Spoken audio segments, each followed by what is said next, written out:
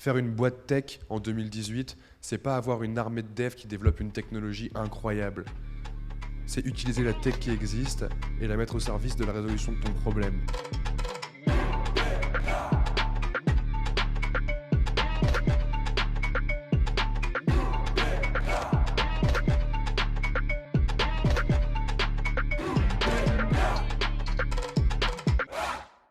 La première question, c'est pourquoi on crée un produit. La principale raison pour laquelle on crée un produit, c'est pour décorréler l'argent du temps. On dit tout le temps, le temps c'est de l'argent, le temps c'est de l'argent, machin, mon cul. En fait, tous les gens riches à qui vous allez pouvoir parler dans votre vie, ils vont vous dire, écoute, le temps c'est de l'argent, c'est chouette, mais c'est un truc qu'on dit aux salariés de boîte pour qu'ils travaillent plus pour gagner plus. Grosso modo.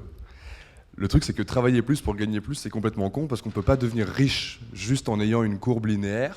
Ça, c'est un truc dont Oussama a déjà parlé dans les conférences précédentes.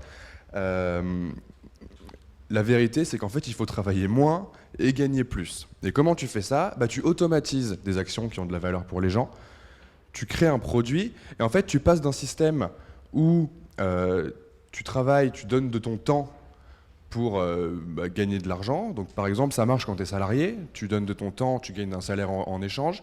Ça marche encore plus, c'est encore plus flagrant quand tu es freelance par exemple. Parce que quand tu es freelance, en fait, tu viens voir la personne, tu lui dis salut.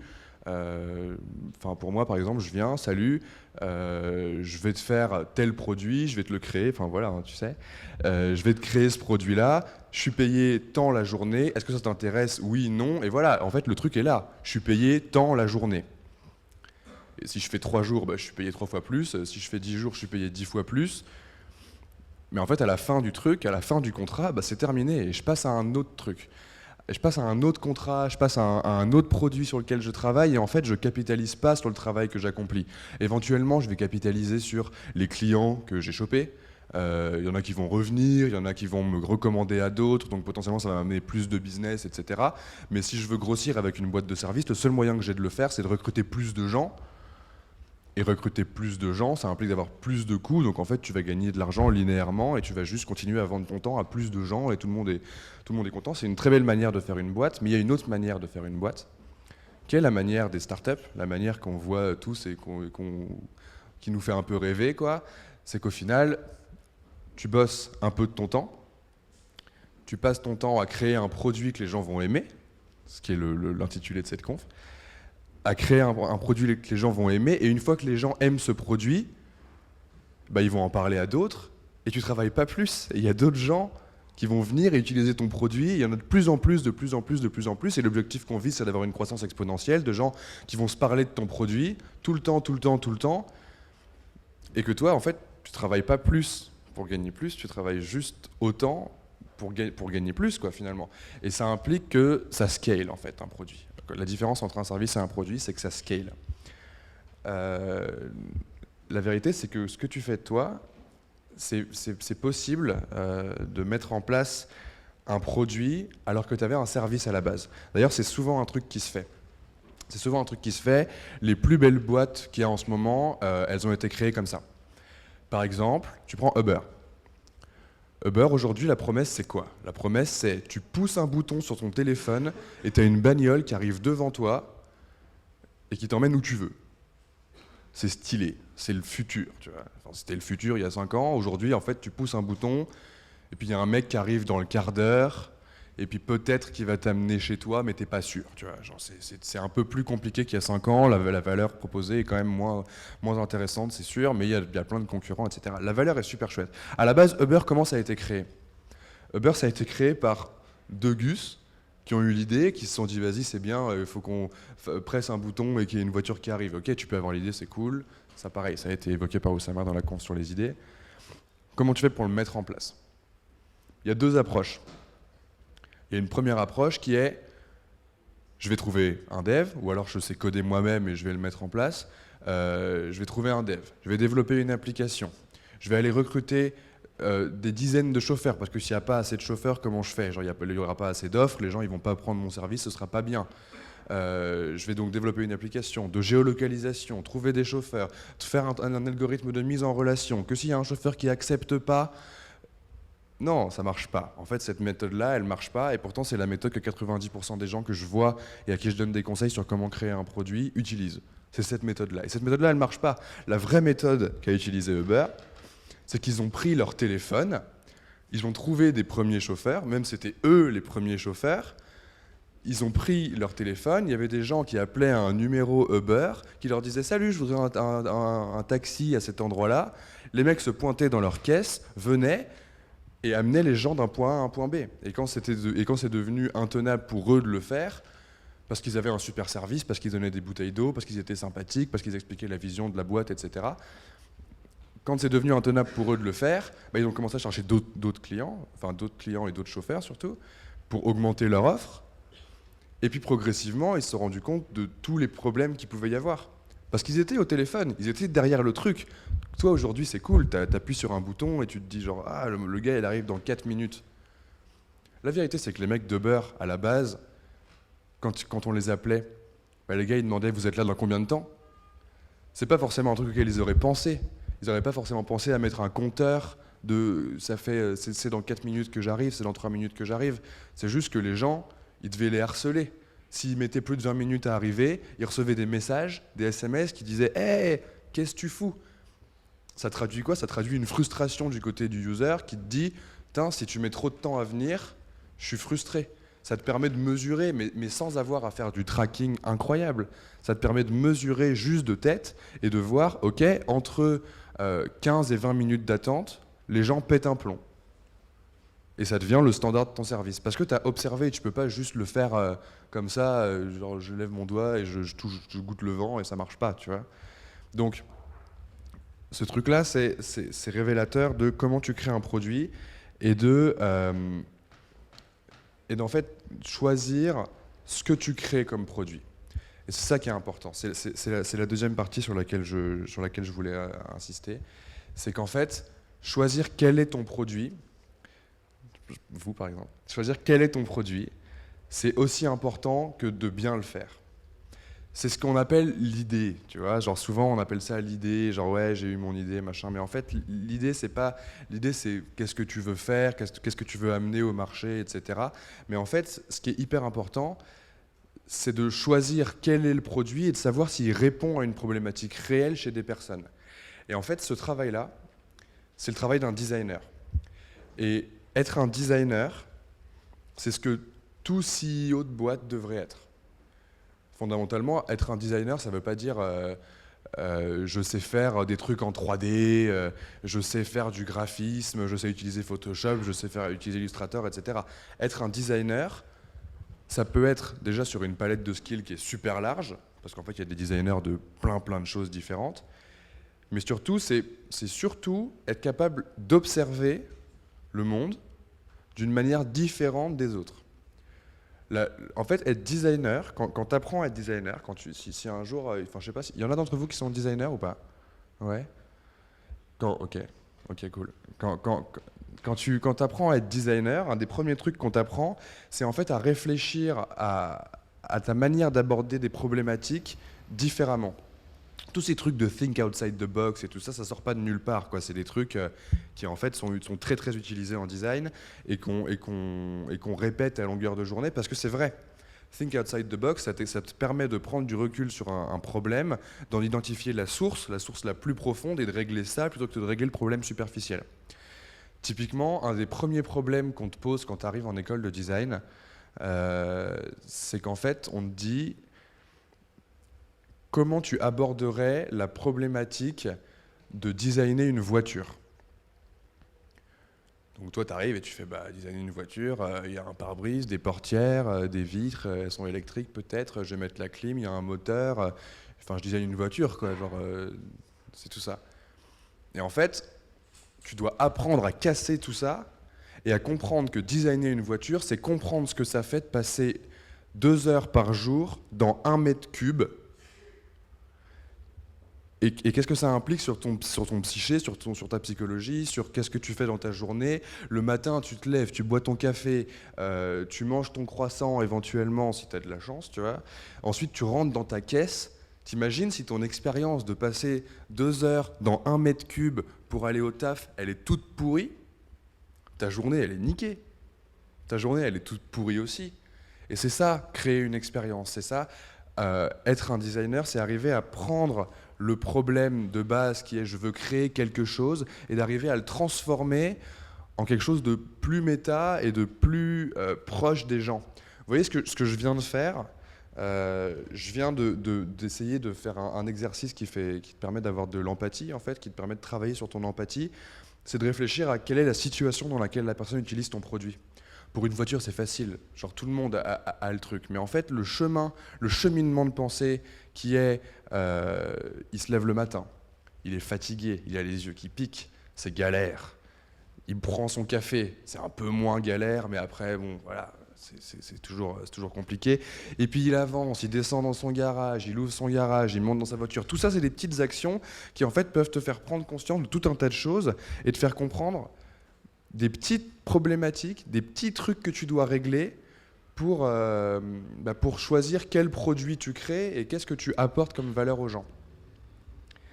C'est hyper important d'observer tout le temps, et ça va avec un truc qui est un truc qu'on répète tout le temps et qui est un peu flou et qui c'est devenu chiant. C'est devenu chiant parce que tout le monde te dit quand tu crées un produit, quand tu lances ta startup, tout le monde te dit parle à tes users. Parle à tes users, ça veut rien dire. Genre quoi, tu parles à tes users? Ouais, ok, bah des fois j'en croise dans la rue et je leur parle, tu vois. Et en fait, bah ouais, c'est ça le truc. Et parler à tes users, si c'est si compliqué, c'est parce qu'en fait, il n'y a pas tellement de techniques qui te permettent de parler à tes users. Là, on parlait justement du fait que Coup d'État, ce soit un produit qui est en création, que cette conférence soit en cours d'élaboration. Et en fait, ça tombe bien parce que moi, je suis en train de parler à mes users tout le temps. Et mes users, bah, c'est certains d'entre vous. Il y en a que je vois régulièrement, il y en a que je vois avec qui je discute, etc. Parler à tes users, en fait, c'est... tu vois, quand tu es au collège et que tu veux draguer, tu es une meuf, un mec, ce que tu veux draguer, bah, en fait, tu vas envoyer des messages aux gens et leur dire « Salut, ça va ?»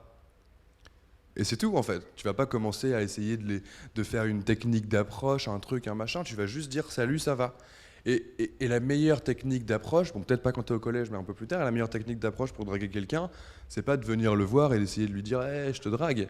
C'est de lui dire salut, ça va, et d'être vraiment intéressé par la réponse. Est-ce que ça va, etc. Et en fait, parler à ses users, en tant que designer, je dis designer, mais c'est pas le côté métier, c'est vraiment le côté, l'approche que vous devez avoir pour savoir quel produit vous voulez créer. En tant que designer, quand tu vas parler à quelqu'un, tu veux juste parler et en fait aller poser suffisamment de questions pour creuser au plus profond quelles sont les problématiques auxquelles la personne fait face et pouvoir du coup agir dessus, quoi. Parce que si vous vous pointez et que vous venez dire aux gens salut, j'ai une solution qui te permet de géolocaliser tes potes et de leur envoyer des messages géolocalisés.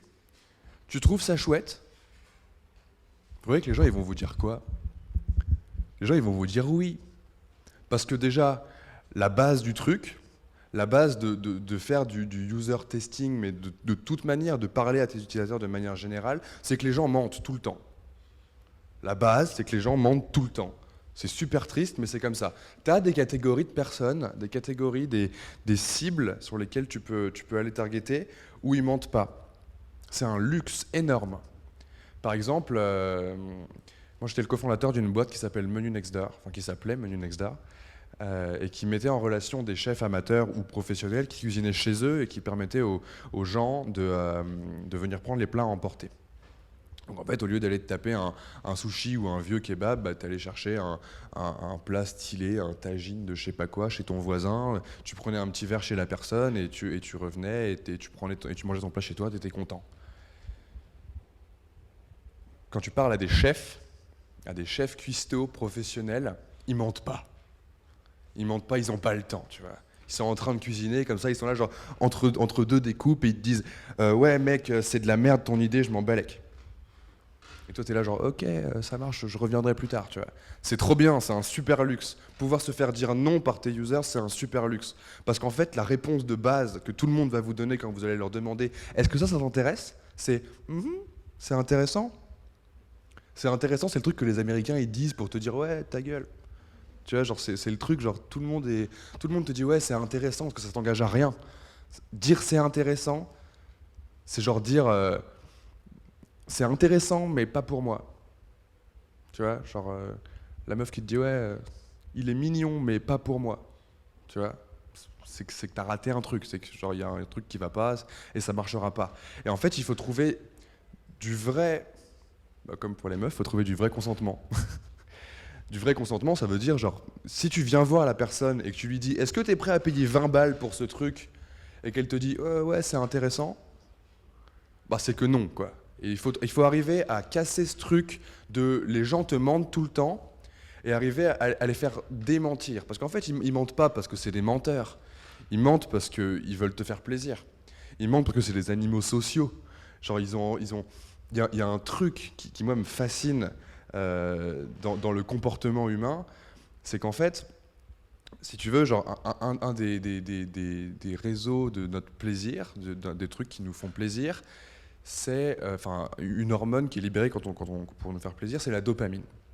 La dopamine, c'est ce que tu as, c'est une hormone qui est libérée quand tu reçois une notif sur ton téléphone et que tu te dis oh, j'ai une notif. C'est quoi?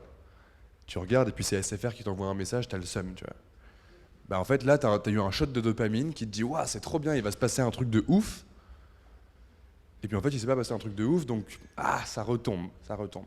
Et il y a un des comportements, donc la dopamine, ça sert en fait à créer des comportements chez l'être humain. Je dis ça sert parce que c'est vraiment un truc évolutif, ça sert à créer des comportements chez l'être humain qui vont lui permettre de survivre. Si tu prends nous, dans cette pièce, mais il y a 100 000 ans, donc début d'Homo sapiens, machin, la vérité, c'est qu'en fait, tu étais dans ta grotte avec ta famille, tranquille, au calme, et en fait, tu sors de là et tu te fais attaquer par des tigres à dents de sabre, quoi. Bon, c'est pas vrai, mais l'idée est là. C'est qu'en fait, c'est super dangereux de se balader tout seul quand t'es à la préhistoire. Quand t'es un être humain à la préhistoire, se balader tout seul, c'est hyper dangereux. Donc, qui sont les gens qui survivent? Qui est favorisé par Darwin? C'est les gens qui sont capables de se mettre en groupe. Les gens qui sont capables de se mettre en groupe, c'est ceux qui sont capables de faire plaisir aux autres, d'être acceptés par les autres. Et donc, tous les gens qui ont survécu à l'époque de la préhistoire, c'est des gens qui, en fait, recevaient des shots de dopamine, donc des récompenses hormonales, quand les gens acceptaient ce qu'ils disaient, quand les gens étaient d'accord avec eux. Et en fait, c'est un vrai truc. C'est un truc sur lequel tu peux agir. Toi, genre, là, maintenant, tu peux commencer à prendre conscience de ça et agir dessus. Et c'est fascinant. C'est fascinant parce qu'en fait, qu'est-ce qui s'est passé après?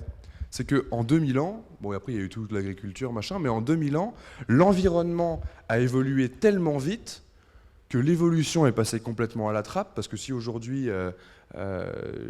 les plus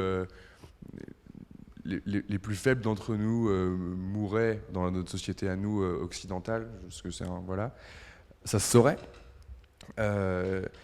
Mais en fait, ce mécanisme-là, qui est préhistorique, qui dit que quand quelqu'un est d'accord avec toi, t'es content, il existe toujours. Mais il sert à rien, parce qu'aujourd'hui, tu peux très bien vivre ta vie en ermite, passer toute ta vie dans ta chambre à te faire livrer des Deliveroo et à parler à personne, et tu survis. Et en fait, ce truc est toujours là. Et si les gens vous mentent, c'est parce qu'ils ont un shot de dopamine quand ils sont... Enfin, c'est parce qu'ils veulent que vous ayez un shot de dopamine quand ils vont vous dire « Ouais, je suis d'accord avec toi ». Parce qu'ils savent que c'est la manière normale de se faire accepter dans un groupe. Et tout le monde veut que les gens soient d'accord avec eux, tu vois. Tu sais, ces spots qui, tant que tu es d'accord avec lui, il est trop sympa, et le jour où tu n'es pas d'accord avec lui, il t'insulte.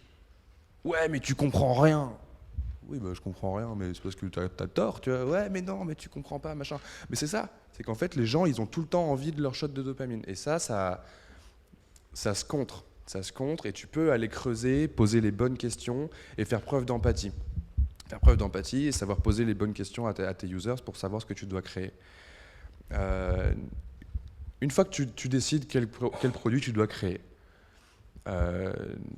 tu observes un comportement, ok? Je vais prendre un exemple que je connais bien, du coup ça va être Menu Next Door. Menu Next Door, le comportement qu'on observe, c'est les gens mangent 3 fois par jour, ce qui est déjà un bon début, genre une action que tout le monde fait 3 fois par jour, universellement, il n'y en a pas 1 milliard, donc c'était déjà pas mal. Et les gens en ont marre de manger toujours la même chose, les gens ont la flemme de cuisiner, enfin tous les trucs que tu vois dans toutes les food tech qui existent, tu vois. Comment tu fais pour te différencier quand tu crées une food tech? Comment tu fais pour créer une boîte qui vaut des milliards, une boîte qui va nourrir le monde entier à travers un réseau de cuisiniers?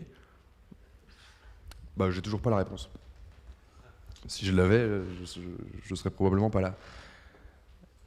Et je suis très content d'être là. Mais grosso modo, comment tu fais? Une fois que tu as choisi ton idée, comment tu crées ton produit? Pour créer ton produit, donc on va arriver à la troisième partie, tu as 2 choix. Soit tu as des devs, et du coup tu passes tout un pan qui est compliqué de «Ah ouais, mais il faut que j'attende d'avoir des devs pour commencer à coder ma plateforme, et puis si j'ai pas de devs, machin...» donc, et en fait, je vois des gens qui passent 6 mois à chercher des devs, qui en trouvent jamais, parce qu'en fait, trouver des devs, c'est hyper compliqué. Si vous voulez trouver des devs, allez où sont les devs, quoi. En fait, fondamentalement, les devs, ils sont où aujourd'hui à Paris? Ils sont au wagon. Shout out. Ils sont au wagon. Ils sont dans les conférences de devs. Et ils sont chez eux, quoi. Comment tu trouves des devs? Bah, soit tu passes du temps avec des devs, tu t'intéresses à ce qu'ils font. La plupart du temps, c'est des gens qui sont suffisamment passionnés et persévérants, parce qu'il faut s'accrocher hein, pour faire du dev. Faire du dev, c'est des hauts et des bas constants. Mais constants. Genre, tu te lèves le matin, tu commences à coder un truc, tu es trop content de toi parce que c'est stylé, tu ships ton truc et ça bug. Et en fait, tu passes 10% de ton temps en tant que dev. Je diverge là-dessus parce que c'est important de comprendre l'état d'esprit d'un dev si vous voulez en recruter un jour. Tu vois, tu passes 10% de ton temps à coder des vrais trucs, à mettre en place ton produit, à créer ce qui est cool, à styler pour que ce soit beau si éventuellement tu fais ça, à affiner tes algorithmes, tes trucs, tes machins. Et tu passes 90% de ton temps à débugger, mais tout le temps, tu es tout le temps en train de débugger. Et quand tu as réglé un bug, ça crée un autre bug à côté. Et puis quand tu règles l'autre bug, ça crée 2 autres bugs à côté. Et c'est insupportable. Et tu es tout le temps là et tu te dis « Ah, mais c'est un enfer, c'est un enfer !» Et puis quand il est 3 heures du mat, que tu es complètement défoncé de fatigue et que tu te dis « Bon, je vais me coucher parce que là, ce problème, il est irrésolvable, c'est impossible, je trouverai jamais. » Tu vas te coucher, tu dors 6 heures, tu te réveilles le matin et tu fais « Putain, j'avais oublié un point-virgule. » Et tu as perdu 6 heures de ta journée à juste pas voir un point-virgule parce que tu étais la tête dans ton code. Et du coup, shot de dopamine. Et t'es là genre, ouais, mais c'est trop bien, si j'ai résolu ce problème-là qui était irrésolvable, je peux résoudre tous les problèmes de la Terre. Allez, go, on est parti. Tu codes un truc, 10% de ton temps, après ça bug. Et ça recommence. Des hauts, des bas, tout le temps, tout le temps, tout le temps. Et du coup, pour être dev et s'accrocher suffisamment longtemps pour devenir un bon dev, ça veut dire 10 ans. 10 ans à faire que coder. Pour être un bon dev, faut être hyper persévérant. Ou hyper passionné. Ou hyper sociopathe, je sais pas. Enfin, il faut forcément un truc qui te drive, quoi. Et en fait, c'est ça le truc. Donc, si vous voulez un jour pouvoir parler à des devs, il faut que vous vous intéressiez à ce qu'ils font, un minimum. C'est obligatoire. C'est la seule solution. La seule solution, c'est vraiment genre soit prendre un cofondateur qui comprenne ce que c'est qu'être un dev et qui comprenne tout ce que je viens de vous expliquer suffisamment profondément pour pouvoir dialoguer avec des devs constamment, soit que vous le fassiez, quoi. Soit que vous fassiez ce travail-là et que vous compreniez ce que ça implique d'être un dev et pouvoir leur parler, et que quand il vient vous voir et qui vous dit écoute, j'ai besoin d'un serveur Heroku, et parce que si on rajoute des dinos pour soutenir la charge, c'est hyper important, et en plus ma stack elle est en Ruby, donc il y a des plugins qui fonctionnent pas, que vous ne le regardiez pas avec des grands yeux comme as. Parce qu'en fait, c'est leur quotidien. C'est leur quotidien, et si vous n'êtes pas un minimum dans leur quotidien, vous n'arriverez jamais à les recruter. Ça vous fait peur ou pas? Non? Bah alors, soit vous faites ça, Soit si ça vous fait peur, vous ne le faites pas. Et c'est la deuxième solution. La deuxième solution, c'est si tu n'as pas de dev, prends pas de dev. Et démerde-toi. Et en fait, on est en 2018. On vit à une époque en 2018 où tu peux littéralement créer une boîte de zéro, créer un produit qui fonctionne et monter à 1 million d'utilisateurs tout seul. Tout seul, sans connaissance de code. Ça dépend du produit. Évidemment, si tu veux lancer une fusée, tu n'y arriveras pas. Comment tu fais? Comment on fait? Alors, c'est parti. Non. Comment tu fais? En fait, tu bricoles. Il y a 1 million d'outils qui existent, qui ont été créés par des gens qui codent et qui te permettent de mettre ça en place. Récemment, il y a une boîte chez The Family qui est rentrée, et je les aime beaucoup. Ça s'appelle The Toolbox. The Toolbox, c'est un service en ligne. Tu viens sur le site, tu remplis un Typeform. Qui connaît pas Typeform? Ok, cool. Tu remplis un Typeform, tu dis, voilà, mes problématiques business, c'est ça, ça, ça, ça, ça. Tu réponds à plein de questions pour qu'on identifie tes problématiques business, etc. Donc Typeform, premier outil. Derrière, ça rentre dans un tableau Excel, un Google Sheets. Donc le Typeform est relié par Zapier à un Google Sheet. Donc Zapier, c'est un truc qui crée des triggers. Donc tu peux dire, quand le Typeform a été rempli, je veux qu'il y ait une ligne dans mon tableau Excel qui soit ajoutée. Ça tombe dans ce tableau Excel. Ce tableau Excel, il analyse, eux l'analysent à la mano, quoi. Ils regardent, ils font, ah, il y a eu cette demande-là. Eux, ils ont des corrélations entre les réponses et les outils qu'ils peuvent proposer. Et ils te proposent en fait des outils pour justement mettre ton business en place. Bon, c'est un peu Inception ce que je viens de dire parce que ça fait 2 exemples en un.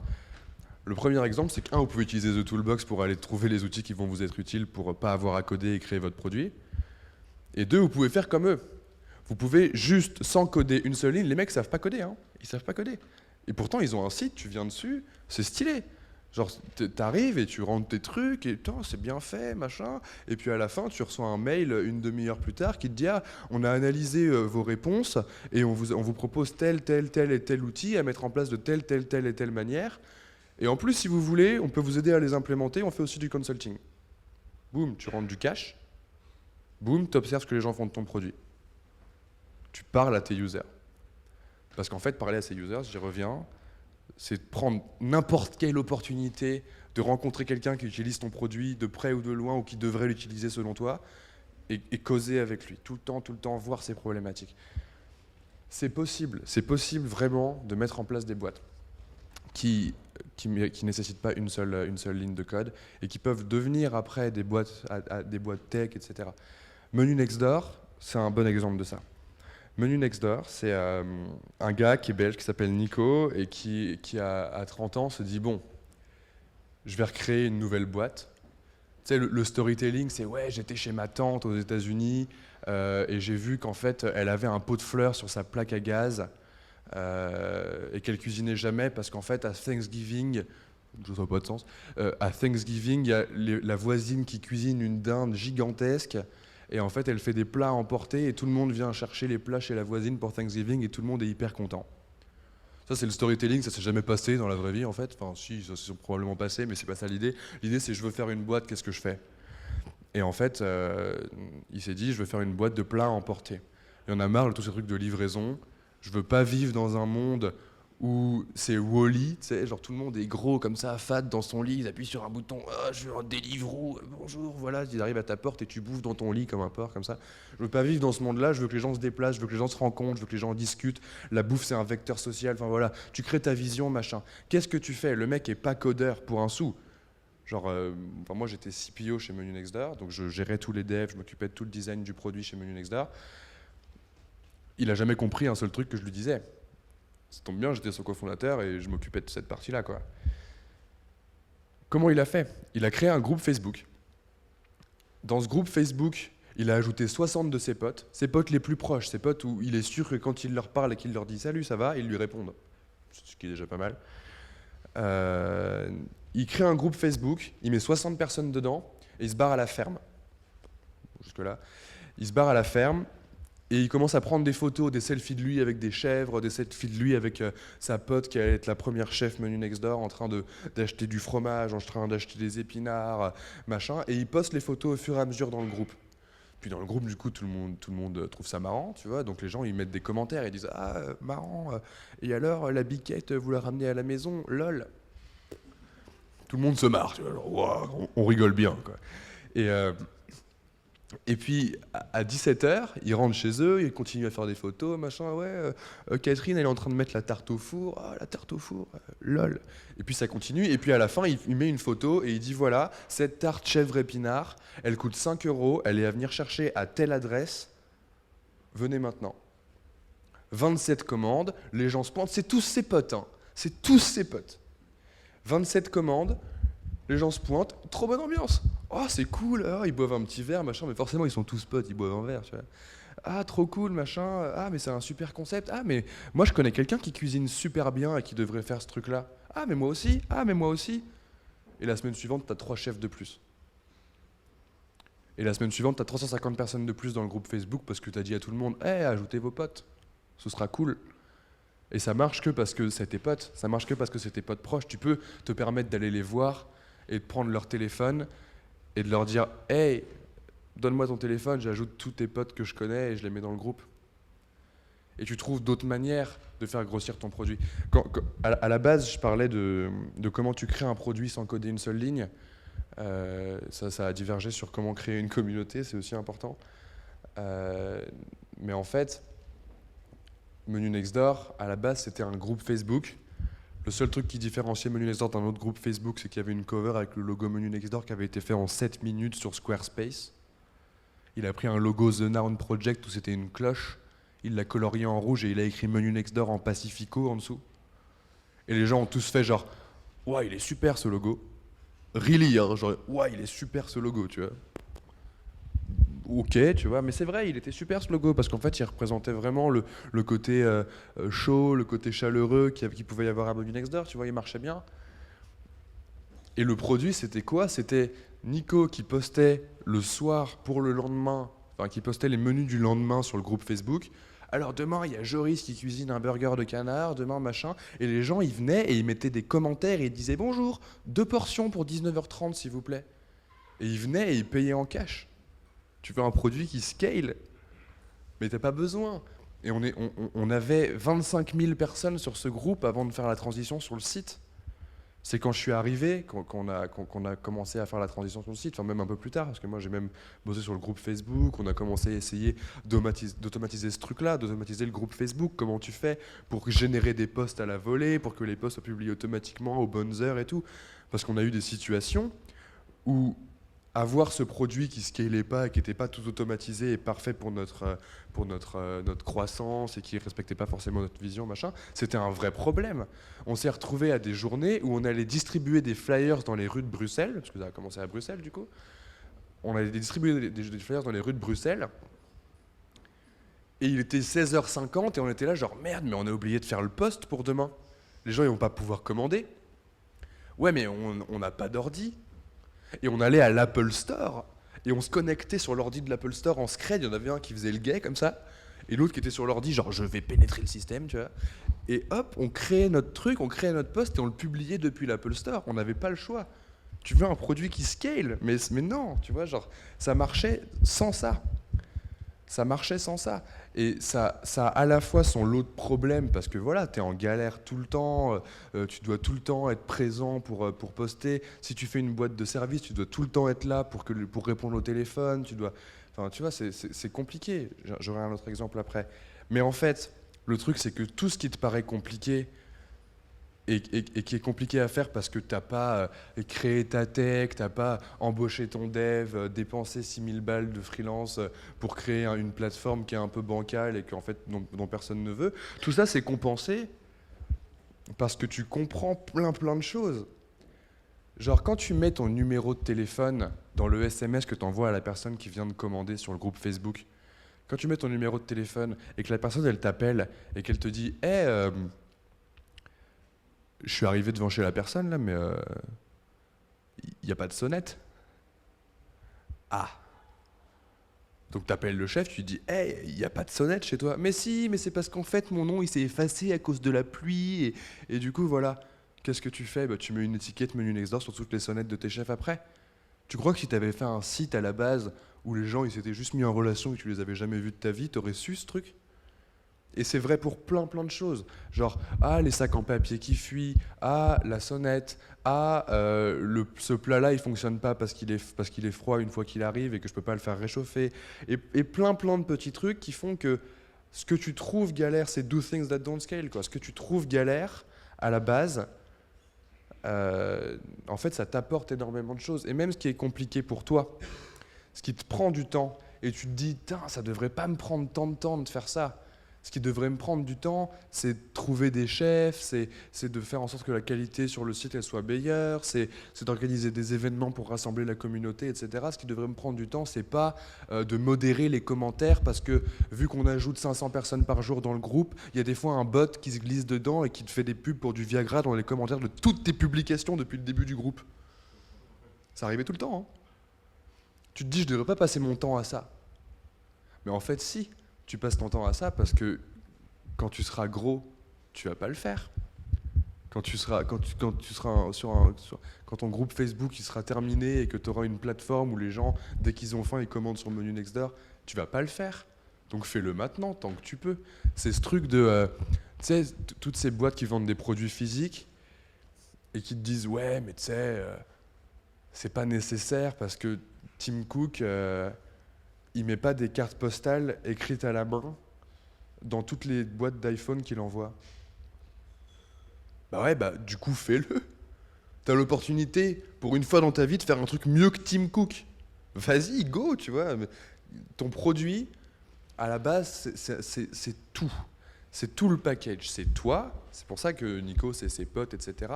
C'est toi, c'est le care que tu mets dedans, et c'est ton produit. Mais s'il n'y a que ton produit, ça ne fonctionne pas. Parce que forcément, ton truc, il est bancal à la base. Tu testes quelque chose. Tu testes un truc, donc bah, tu dois donner aux gens des trucs qui compensent, quoi. Tu sais, t'es obligé. Un autre bon exemple de ça, d'une boîte qui était une boîte de service à la base et qui progressivement essaie de transformer ses différentes activités en produits, c'est The Family. The Family, à la base, c'est une boîte de service. The Family, à la base, c'est Oussama dans un appartement. Tu viens le voir et il défonce. C'est pas dit comme ça, c'est pas la meilleure value propre, mais c'est ça qui se passait. C'est qu'en fait, t'arrivais, tu disais voilà, mon business c'est ça, et Oussama pendant 2 heures il disait non, ça va pas, ça non plus, ça non plus, ça non plus, ça non plus, ça non plus. Et c'était du service, c'était du consulting. C'était du consulting sur comment faire des startups, gratos. Et en fait, progressivement, quand il y a eu trop de gens qui se pointaient et que c'était impossible de faire du consulting en one-to-one avec tout le monde, il a bien fallu trouver un moyen de scaler ça. Et en fait, chaque partie de The Family commence à se décorréler les unes des autres. Enfin, elles sont toutes sous le même chapeau, mais en fait, il y en a certaines qui deviennent des produits. Typiquement, aujourd'hui, la manière dont The Family lève des fonds pour ses startups, ça devient presque un produit. Parce qu'ils l'ont fait tellement de fois en mode service qu'ils ont pu observer les patterns tout le temps. Et c'est que ça, c'est que observer des patterns et dire « Ah, mais ça, c'est un truc que les gens font tout le temps.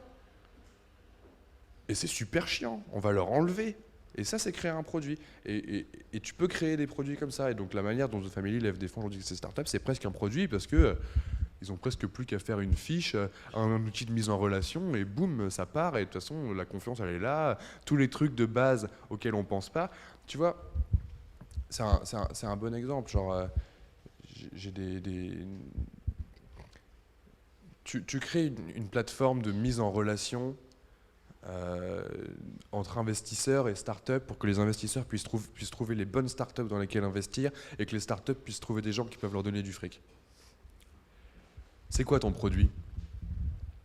Ton produit, c'est un site web sur lequel les gens peuvent venir et avoir une liste de startups dans laquelle ils peuvent investir. Non, ton produit, c'est la confiance que tu donnes à tes VC qui vont trouver que des startups trop stylées. Et de l'autre côté, c'est la confiance que pour tes startups, elles vont trouver un VC qui soit compétent. Et c'est toujours pareil, il faut trouver les sous-jacentes qui sont pas forcément évidentes, tu vois, mais qui sont nécessaires. C'est toujours pareil. Airbnb. Airbnb, le produit, c'est pas un site web sur lequel tu peux trouver des maisons dans lesquelles tu vas quand tu voyages. Airbnb, c'est un tiers de confiance. Parce que trouver des maisons dans lesquelles tu vas quand tu voyages, il y en a déjà. Il y a déjà des chambres d'hôtes, il y a déjà des gîtes, puis il y a déjà ton pote Gigi qui a une pote qui a une maison en Ardèche et tu peux aller voir, tu vois. Mais en fait, ça c'est chiant parce que quand tu te pointes dans une chambre d'hôte et qu'en fait, ah mais on n'avait pas votre réservation et du coup c'est compliqué, je sais pas trop comment on va faire, bah c'est galère, c'est hyper compliqué. Airbnb, le produit qu'ils te vendent, c'est que c'est un tiers de confiance. C'est que quand tu arrives dans un Airbnb et que le gars il fait ouais, j'ai pas eu ta réservation, j'ai pas vu, t'appelles Airbnb, le mec se fait détruire et Airbnb te trouve un autre appart. C'est ça le produit d'Airbnb. C'est de la confiance tout le temps, tout le temps, tout le temps. Et c'est essentiel de comprendre quelle est la sous-jacente de ton produit plutôt que de penser à la technique. C'est ça le gros truc. Et c'est pour ça que je dis que tu peux bricoler sans être dev et que tu peux bricoler beaucoup, beaucoup de choses parce que ça te force à faire ça. Ça te force à penser autrement que technique. Ça te force à te dire, ok, j'ai ce problème-là, comment je le résous le plus vite possible. Faire une boîte tech en 2018, c'est pas avoir une armée de devs qui développe une technologie incroyable. C'est utiliser la tech qui existe et la mettre au service de la résolution de ton problème. Tout le temps, tout le temps, tout le temps. Et c'est hyper important. Un des trucs qui me fascine, c'est la capacité qu'on a à rendre des produits addictifs.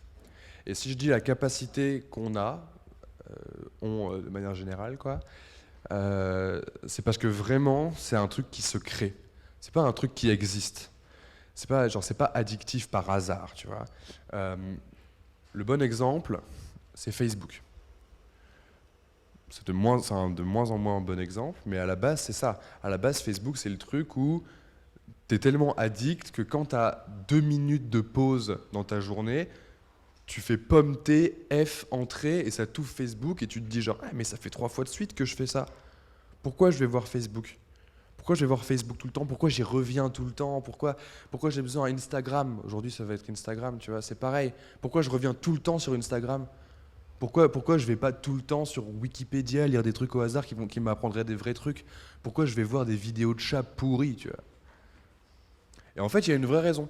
Il y a une vraie raison qui est qu'en fait, ce dont je parlais tout à l'heure, donc la dopamine et tout le circuit de la récompense chez l'être humain, et même pas chez l'être humain forcément, ça fonctionne sur des produits comme celui-là. En fait, ça fonctionne en 4 parties. C'est vraiment une boucle. En fait, ce pattern-là, cette matrice-là, elle a été créée par je sais plus qui c'est, mais c'est un gars qui a écrit un bouquin qui s'appelle Hooked, qui est un très très bon bouquin sur comment créer un produit. Lisez-le, ça vaut vraiment le coup si vous vous posez des questions, et je pense que si vous êtes ici aujourd'hui, c'est parce que vous vous posez des questions sur comment créer un bon produit. C'est un truc qu'il faut toujours avoir en tête en fait. C'est que créer une addiction chez quelqu'un pour un produit, ça se passe en 4 étapes. La première étape, c'est qu'il y a un trigger. Ce trigger, c'est le truc qui va vous donner envie de faire une action.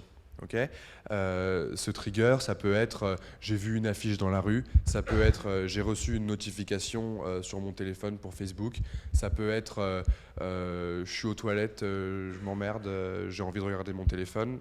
Ça, c'est un trigger, c'est une situation, c'est un contexte, c'est quelque chose qui vous donne envie d'agir. Okay, du coup, si ça vous donne envie d'agir, vous agissez, vous faites une action.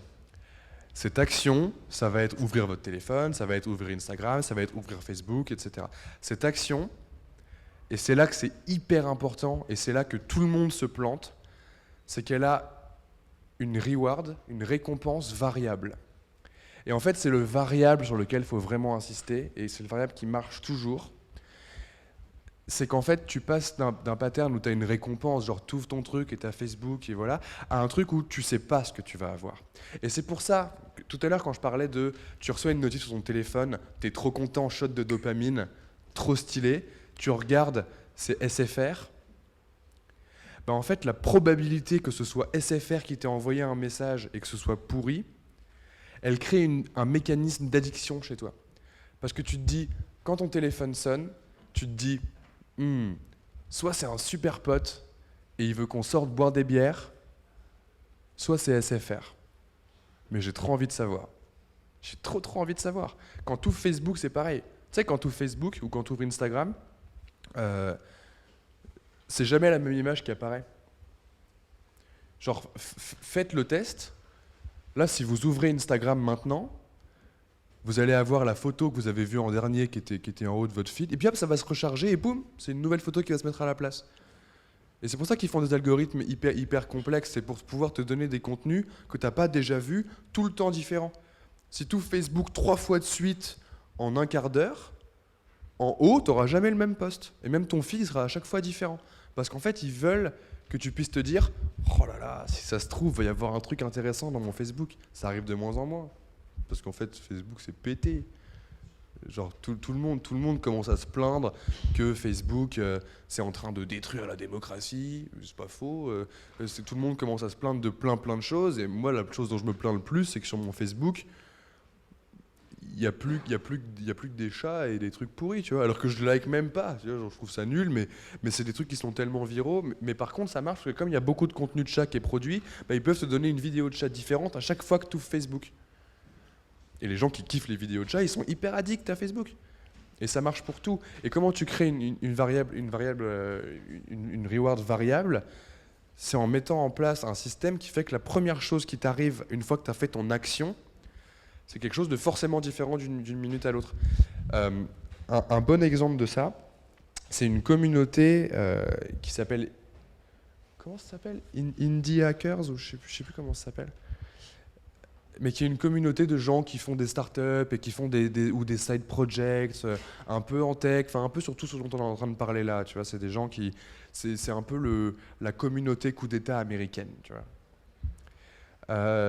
Ce site-là, à la base, ils avaient une landing page de base, tu vois, sur laquelle tu arrivais et tu pouvais aller visiter les différentes parties du site, les différentes catégories, machin. Page fixe, tu arrives et c'est écrit, ouais, là tu peux regarder tous les projets qui ont été faits en dev, tous les side projects des gens, machin. Page fixe, tu ouvres la page, tu fermes la page, tu ouvres la page, c'est toujours la même.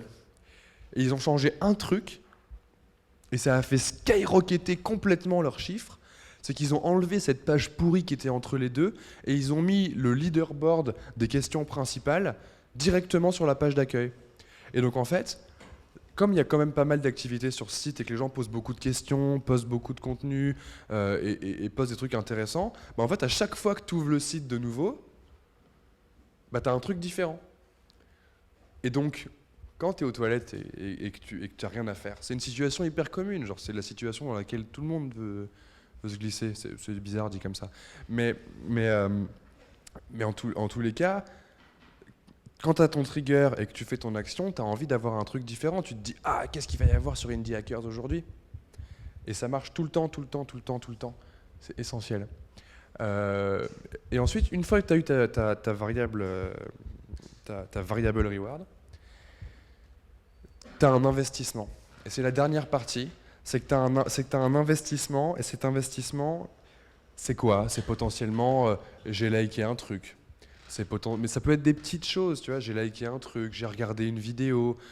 C'est plus que l'action, c'est le fait que, comme tu as fait ton action, tu as gagné quelque chose qui fait que la prochaine fois que tu vas recevoir un trigger, tu auras encore plus envie d'agir, quoi, de faire une action, et que ta variable reward, elle sera encore meilleure. Pourquoi?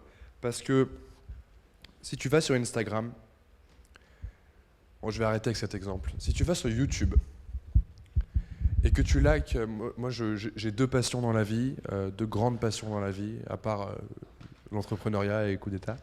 J'ai deux passions dans la vie, c'est le rap français et la cuisine. Bon, rien à voir. Si tu vas sur YouTube et que tu likes une vidéo de rap français, ta page d'accueil YouTube, c'est plus que du rap français pour les 10 prochaines années, tu vois. C'est insupportable. Mais en même temps, ça veut dire que ça marche. Parce que moi, quand je vais sur YouTube, je suis fan de rap français. J'ai liké un jour une vidéo de rap français, il me propose plus que du rap français. Et le fait que j'ai liké, c'était un investissement pour que la prochaine fois que je reviens, Quand j'arrive sur YouTube, ils me proposent des trucs que j'aime bien. Pareil pour Netflix, tu vois. Netflix, quand j'ai commencé à bosser sur Coup d'État, je me suis mis à regarder beaucoup de stand-up. Parce que je trouve ça assez fascinant, la façon dont en stand-up, ils arrivent à filmer, à rendre intéressant un mec qui est juste sur une scène et qui parle pendant 2 heures, tu vois. Je trouve ça assez ouf, parce qu'en vidéo, tu t'endors facilement, tu vois. Euh, Mon Netflix, c'est plus que du stand-up. C'est chiant. C'est chiant d'un côté, parce que j'aurais envie que ce soit pas que du stand-up et qu'ils puissent me proposer d'autres trucs, que je puisse découvrir des choses. Mais en même temps, j'ai fait cet investissement de dire, ah, cette série-là, elle m'a plu, j'aimerais bien qu'on m'en propose plus. Et hop, bah, ils m'en proposent plus. Et donc, investissement. Et à chaque fois, je vois une notif Netflix. Ça fait que comme j'ai investi dans Netflix, j'ai investi du temps, j'ai investi de mes données personnelles, tu vois, bah en fait, les triggers, elles sont de plus en plus performantes. Pourquoi? Parce que quand je reçois une notif, ah, telle série devrait t'intéresser, la qualité de cette notification-là qui me dit ça devrait t'intéresser, elle est 1000 fois meilleure aujourd'hui qu'elle l'était il y a 6 mois quand j'ai commencé à utiliser Netflix. Parce qu'ils commencent à bien me connaître et que j'ai investi tellement de données personnelles et de temps à dire ce que j'aimais bien sur Netflix et ce que j'aimais pas, qu'aujourd'hui ils sont hyper pertinents. Et quand je reçois une trigger, j'agis direct. Et votre objectif, quand vous créez un produit pour en faire une boîte de malade et avoir un produit que les gens aiment, un produit auquel les gens sont addicts, c'est d'arriver à réduire le temps entre ces 4 actions. Et une fois que vous avez réduit le temps entre le trigger et l'action, le temps entre l'action et la reward, le temps entre la reward et l'investissement, et entre l'investissement et la prochaine trigger, vous recommencez. Et vous le faites tout le temps, tout le temps, tout le temps, tout le temps. Et quand il y arrive suffisamment longtemps, tu finis avec un produit où les gens passent leur temps dessus. C'est ce qui marche bien avec les jeux mobiles, par exemple. C'est un produit, certes, c'est pas un réseau social, c'est pas un software, mais c'est un produit. Genre aujourd'hui, tu vois une boîte comme Voodoo Games, ils viennent de lever 250 millions, c'est correct. C'est une boîte qui en fait, à la base, crée des jeux mobiles. Vous avez forcément vu des pubs Voodoo Games sur Instagram ou des trucs comme ça. À la base, c'est une boîte qui crée des jeux mobiles. Vous savez, les petits jeux un peu pétés, qui n'ont aucun univers graphique, mais où tu te dis, ouah, j'ai trop envie de jouer à ce jeu quand tu vois la vidéo dans une pub. Tu te dis, ah, ça, quand je serai aux toilettes, ce sera super, tu vois. C'est ça que tu te dis, hein. Ils créent ces jeux-là. Ça commence à bien marcher, ils font quelques millions de CA, ça commence à vraiment bien marcher, machin. La chose qui a fait qu'ils sont passés d'une boîte classique de jeux vidéo mobiles à une boîte incroyable qui lève 250 millions, parce que 250 milliards c'est un chiffre, qui lève 250 millions, c'est parce qu'en fait ils ont arrêté de développer leurs propres jeux, ils ont été voir des gens qui créent leurs jeux, tu vois, des devs indés, des gens qui veulent créer leurs jeux, des petits studios, etc., mais qui galèrent, et ils leur ont apporté leur expertise pour faire quoi? Pour faire ça. Ils ont été leur dire, bon, ton jeu il est chouette, mais si tu faisais ça, ça, ça et ça, les gens ils y joueraient 14 fois plus par jour. Ah ouais? Bah vas-y, on essaye. Et en fait, ils font quasiment plus que ça. Ils prennent des jeux qui existent déjà, mais qui ne sont pas hyper addictifs, mais qui ont quand même un concept un petit peu sympa, et ils transforment tout ce qu'ils peuvent en choses addictives, en créant des variables, des rewards variables, en créant de l'investissement, des mécanismes d'investissement. Tu vois, tu joues à ton jeu, et à la fin, tu gagnes des pièces. Et du coup, bah, tu as envie de jouer plus parce que des trucs comme ça. Et c'est en fait, à la base, le jeu, il est peut-être très très simple. Et ils arrivent à créer les bons mécanismes qui font que tu y reviens tout le temps, tout le temps, tout le temps. C'est vous dire à quel point ça a de la valeur.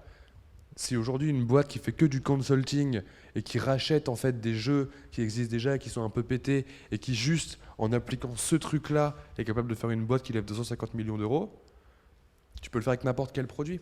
C'est juste qu'il faut avoir la bonne réflexion pour le faire. Tout le temps, tout le temps, tout le temps.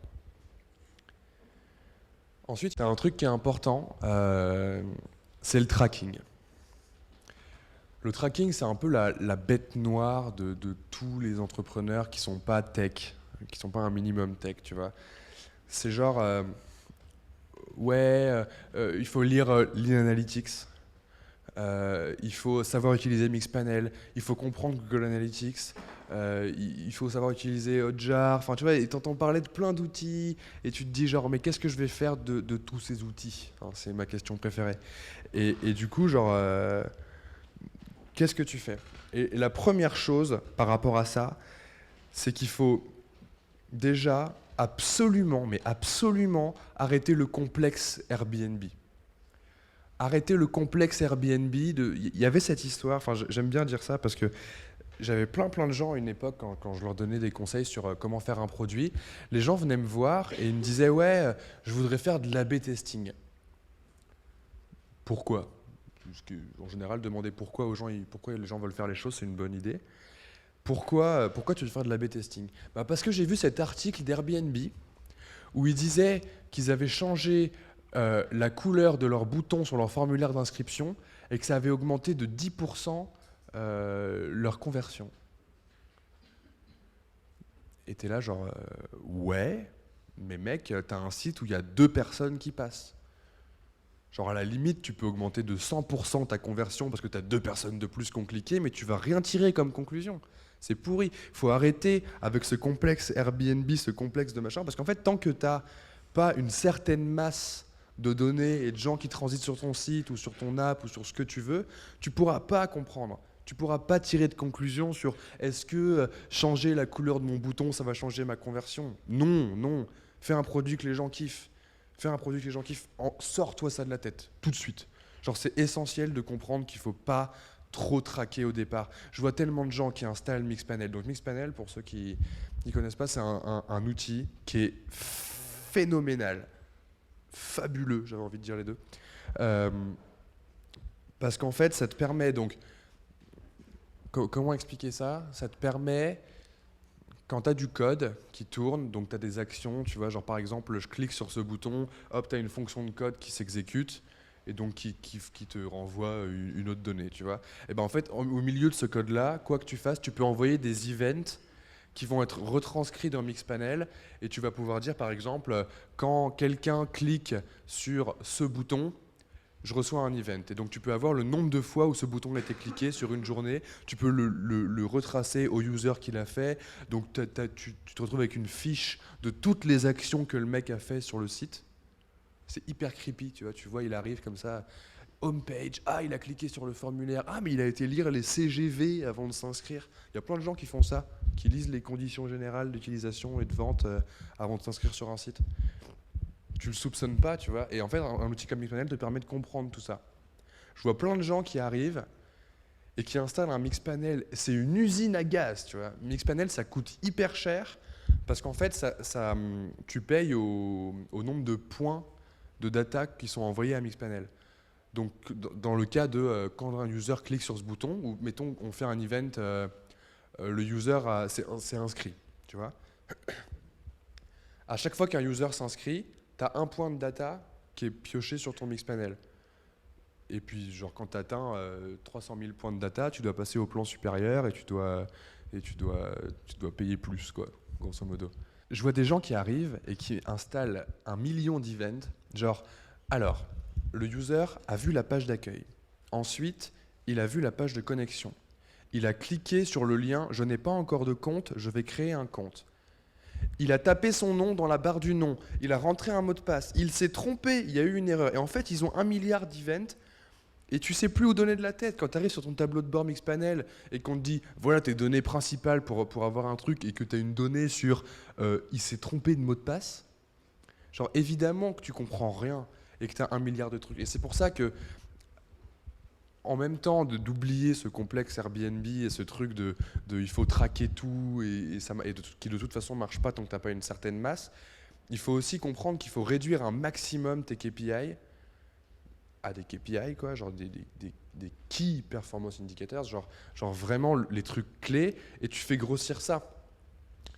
Pour The Family, à la base, faire grossir le KPI qu'il faut faire grossir, c'est le nombre d'entrepreneurs qui viennent voir Oussama pour qu'il les défonce. Pour Menu Next Door, c'est le nombre de repas qui sont vendus. Pour Facebook, c'est le nombre d'utilisateurs qui se connectent tous les jours. Il y a plein d'exemples. Il y a plein d'exemples, mais un KPI, ça suffit très très souvent. De la même manière qu'on dit tout le temps do things that don't scale, etc. Traquez comme si ça ne scalait pas, de la même manière. Traquez, soyez sûr de ce que vous faites. Soyez sûr de vos chiffres, mais à la limite, faites-les à la main. Ayez un tableau Excel dans lequel vous rentrez tous les clients qui sont venus vous voir et du coup, vous pourrez commencer à, dans votre tableau Excel, vraiment bricoler des trucs corrects parce que un jour, il y a un mec qui va vous dire « Ouais, bah moi, je trouve ça hyper intéressant dans ton service de géolocalisation pour mes gosses. » C'est ce qui est devenu Zenly, tu vois.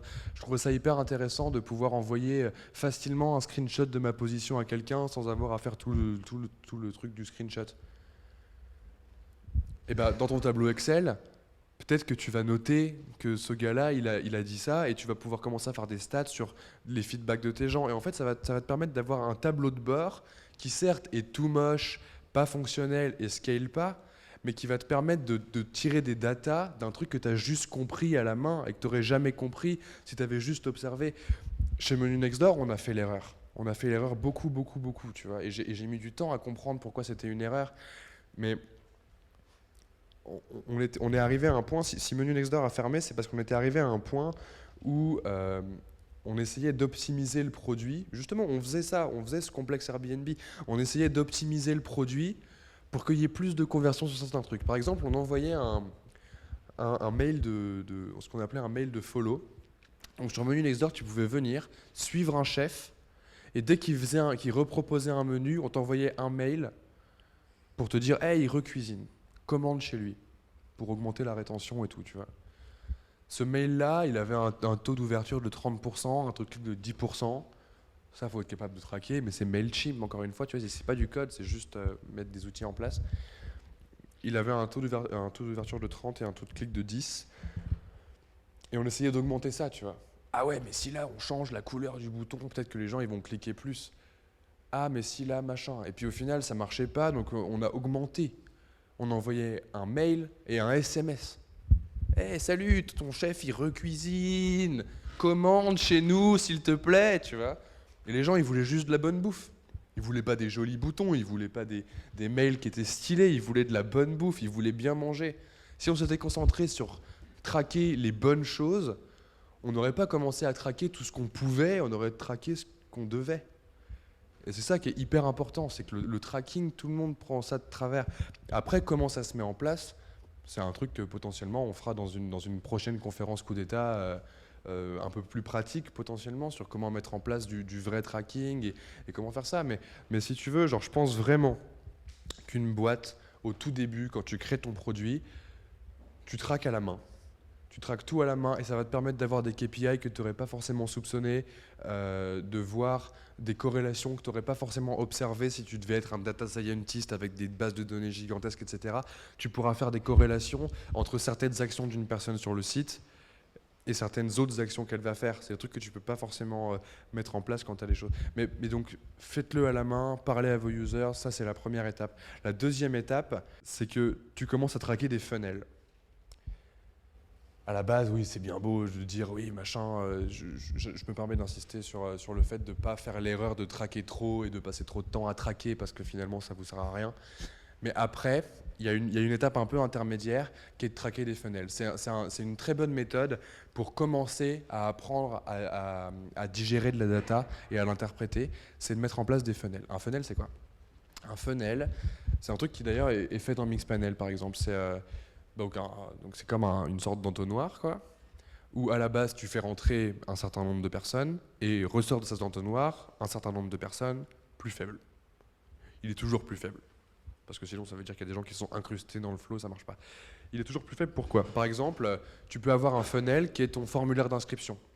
Si dans ton formulaire d'inscription, mettons tes Shine. Shine, c'est une app qui permet aux indépendants de créer, enfin c'est une app bancaire en fait, qui permet aux indépendants de créer leur compte bancaire, leur société auto-entrepreneur hyper facilement. Et du coup, tu n'as rien à faire à part trouver tes clients et bosser. Et tous les trucs administratifs sont gérés dans Shine. Le process d'onboarding, c'est incroyable. C'est vraiment une très bonne app. Moi, j'utilise ça. Le process d'onboarding de Shine, c'est pas le process d'onboarding de Facebook. C'est pas juste tu t'inscris, tu mets ton nom, ton prénom, ton adresse email et t'es dedans. Le process d'onboarding de Shine, c'est quand même mettre ton nom, ton prénom, ton mot de passe, ton adresse mail. Mais après, il faut mettre une copie de ta carte d'identité, mettre une copie d'un justificatif de domicile, appeler l'URSSAF pour demander je sais quel et quel truc. Enfin, tu vois, il y a pas mal de tâches. Et sur un onboarding comme ça, qui est linéaire, et où tu vois action après action ce qu'il faut mettre en place pour activer ton utilisateur, quoi, là, tu peux mettre un funnel en place. Un funnel qui est, il s'est inscrit, étape 2 du funnel, il a mis sa carte d'identité. Étape 3 du funnel, il a mis son justificatif de domicile. Étape 4 du funnel, l'URSSAF est revenu vers la personne pour lui dire que c'était validé. Et étape 5, il a activé sa carte bancaire qu'on lui a envoyée par la poste pour pouvoir faire ses dépenses pro.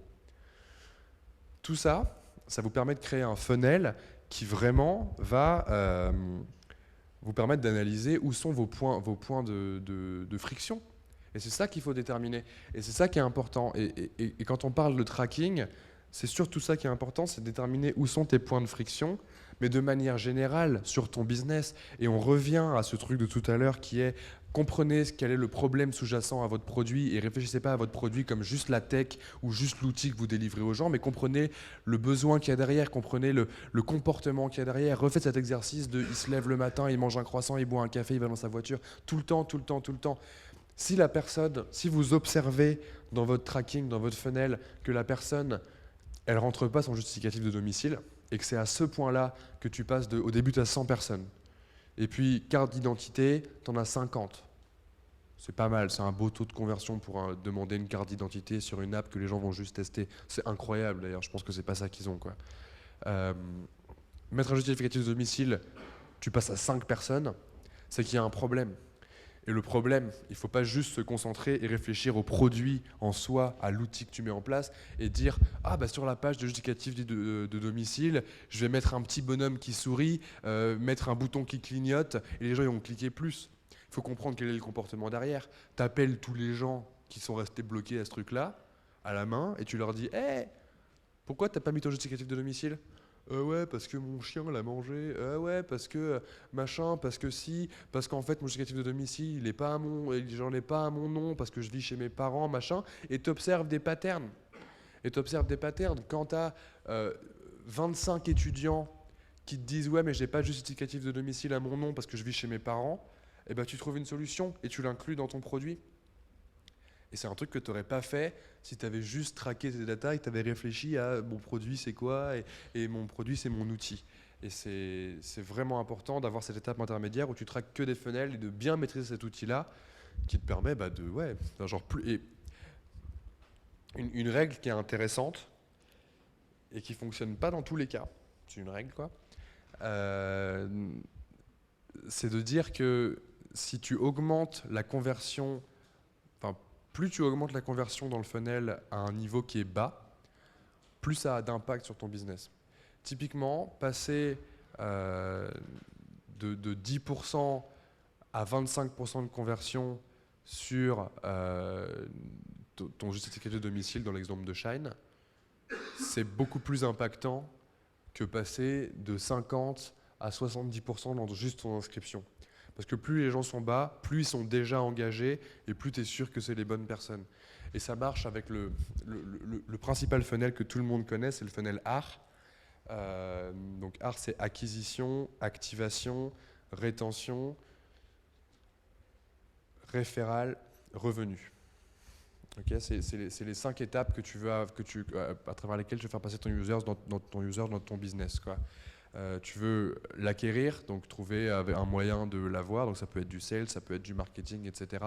Tu veux l'activer, une fois qu'il est dans l'app, je vais toujours continuer sur cet exemple de Shine, une fois qu'il est dans l'app, il faut qu'il mette sa carte d'identité, il faut qu'il mette tout son truc pour activer son compte et qu'il soit enfin un vrai user actif, quoi. Chez Facebook, un user actif, c'est quelqu'un qui va liker une publication, par exemple, qui va faire une action, ça devient un user actif. C'est une définition, c'est un truc arbitraire. Définir un user actif, c'est aussi un moyen de faire du tracking. Définir un user actif, c'est complètement arbitraire. C'est dire, il y a des boîtes pour qui un user actif, c'est avec quelqu'un qui va poster 5 fois dans le mois. Tu as des boîtes qui vont dire c'est quelqu'un qui va poster une fois dans le mois. Et c'est vraiment arbitraire, c'est vous qui définissez où est la valeur. Donc, acquisition, activation, rétention. Comment, une fois que la personne a utilisé votre service une fois, tu l'amènes à la réutiliser? Comment tu amènes à réutiliser ce service et comment tu pousses ça? Ça va être par le produit, mais ça va être aussi par des actions potentiellement marketing, par des actions potentiellement sales, tout le temps, tout le temps. Et bref, et ensuite référal, comment la personne invite des gens, et revenu, comment tu gagnes de l'argent sur cette boucle, quoi. Et plus tu es bas dans ce funnel, plus la valeur que tu as à augmenter tes taux de conversion est importante. Et Oussama parlait de ça la semaine dernière, et il disait il y a des fois où c'est pas vrai. Et c'est juste, il y a plein de fois où c'est pas vrai, et ça se rapproche du complexe Airbnb, quoi. C'est qu'au début, c'est pas vrai. Au début, essayer d'augmenter ta rétention et ton référal sur ton funnel art, ça n'a pas de sens. Ça n'a pas de sens parce qu'il vaut mieux faire rentrer 1000 personnes de plus au début pour avoir des vraies datas et pouvoir dire que tu as vraiment influé et eu un impact sur un vrai nombre.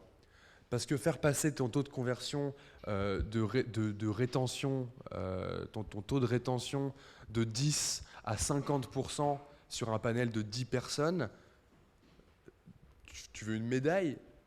Genre, t'as rien fait, t'as juste demandé à ta sœur de cliquer sur le suivant, tu vois? Genre, t'as rien fait. Alors que quand tu commences à avoir 1000 personnes qui utilisent ton truc et que tu passes de 10% à 50%, là, tu peux être fier. Là, tu peux être vraiment fier de ton travail parce que tu as vraiment pris une situation A et grâce à ton taf, tu l'as amené à une situation B. Tu n'as pas juste eu de la chance et 2 personnes de plus qui trouvaient ça chouette, tu vois. Et c'est hyper important tout le temps de reprendre ça en compte et de savoir. Enfin, c'est de la science. C'est de la science. Tu observes sur des panels suffisamment grands pour pouvoir en tirer des conclusions, quoi. Et après, la dernière étape, une fois que tu maîtrises un peu les funnels et que tu comprends comment traquer tout ce que tu dois traquer, c'est de mettre en place des segments utilisateurs. Une fois que tu as une certaine masse de personnes, le mieux, c'est de comprendre quelles sont tes différentes catégories utilisateurs, pourquoi tu les catégorises comme ça. Typiquement, sur Instagram, tu vas avoir des catégories d'utilisateurs qui sont influenceurs et suiveurs, tu vois. Sur tous les réseaux sociaux, de manière générale, tu vas avoir ça. Tu vas avoir des catégories de personnes où tu as la meuf ou le mec dans ton réseau qui va poster 8000 photos par jour, moi à la plage, moi au candy bar, moi machin, et puis l'autre qui va juste stalker la personne et peut-être mettre un like de temps en temps. Et ça, c'est 2 catégories de personnes différentes, et tu peux forcément pas traquer ces 2 personnes-là de la même manière. Et par extension, tu peux pas traquer ces 2 segments de ta population de la même manière, forcément. Donc tu vas commencer à mettre en place des règles qui disent cette personne-là, elle fait partie de tel segment, elle fait partie des influenceurs qui postent tant de temps, qui passent tant de temps par jour sur mon app, etc. Et cette autre personne-là, elle fait partie des suiveurs. Et du coup, tu dois comprendre quel est le comportement de chaque segment de ta population et essayer d'augmenter les métriques qui sont adaptées à ce segment-là et à leur comportement. Typiquement, pour le suiveur, ça va être lui proposer plus de contenu d'influenceurs de bonne qualité, alors que pour l'influenceur, ça va être lui mettre plus en avant combien de fois il a été liké, lui donner des outils pour traquer, je sais pas, si la performance de ses posts, etc. Et en fait, ça te permet d'observer les métriques et dans quel sens elles vont pour chaque segment. Et si vous observez tous les trucs, tous les mix panels, tous les intercoms, tous ces trucs de tracking qui servent à ça, vous proposez un outil pour segmenter vos populations. Et c'est hyper important. Et ça, pour le coup, quand tu passes un minimum de masse d'utilisateurs, c'est hyper important de le faire. Parce que même si tu n'en as pas 100 millions, même si tu as 1000, 2000 personnes, il y a forcément des comportements différents que vous allez observer chez vos users. Et il faut pouvoir les différencier les uns des autres. Je vais faire une dernière partie, qui est un peu une théorie que je suis en train d'observer et que je suis en train de mettre en place. Mais je trouve ça assez intéressant et je suis en train de vérifier si c'est vrai. Mais en tous les cas, il y a un phénomène qui me fascine en ce moment, qui me fascine vraiment. Parce que je suis gamer depuis 15 ans, quoi. Un truc comme ça. Enfin, en tout cas, j'étais gamer, je le suis beaucoup moins en ce moment parce que j'ai pas trop le temps de jouer. Un phénomène qui me fascine en ce moment, c'est Fortnite. Qui connaît Fortnite? Ok, donc pour ceux qui connaissent pas Fortnite, c'est un jeu vidéo qui a été créé par une boîte qui s'appelle Epic Games et qui en fait est un battle royale. Vous voyez Hunger Games? Hunger Games, donc le principe d'Hunger Games, c'est qu'il y a une arène, un certain nombre de personnes qui rentrent dans l'arène, ils s'entretuent et le dernier vivant, il a gagné. Bah, Fortnite, c'est ce principe-là. Tu arrives dans une arène, tu es dans un bus volant dans le ciel et tu es largué comme ça sur une île et il y a plein de zones sur l'île. Et en fait, sur l'île, tu arrives complètement à poil, quoi, genre, t'es habillé quand même, mais t'as pas d'armes, t'as rien. Et puis tu commences à fouiller les maisons et puis tu trouves des armes. Avec les armes, tu commences à tuer d'autres gens. Et en fait, la dernière personne qui est debout a gagné la partie. C'est un concept qui est super simple à comprendre.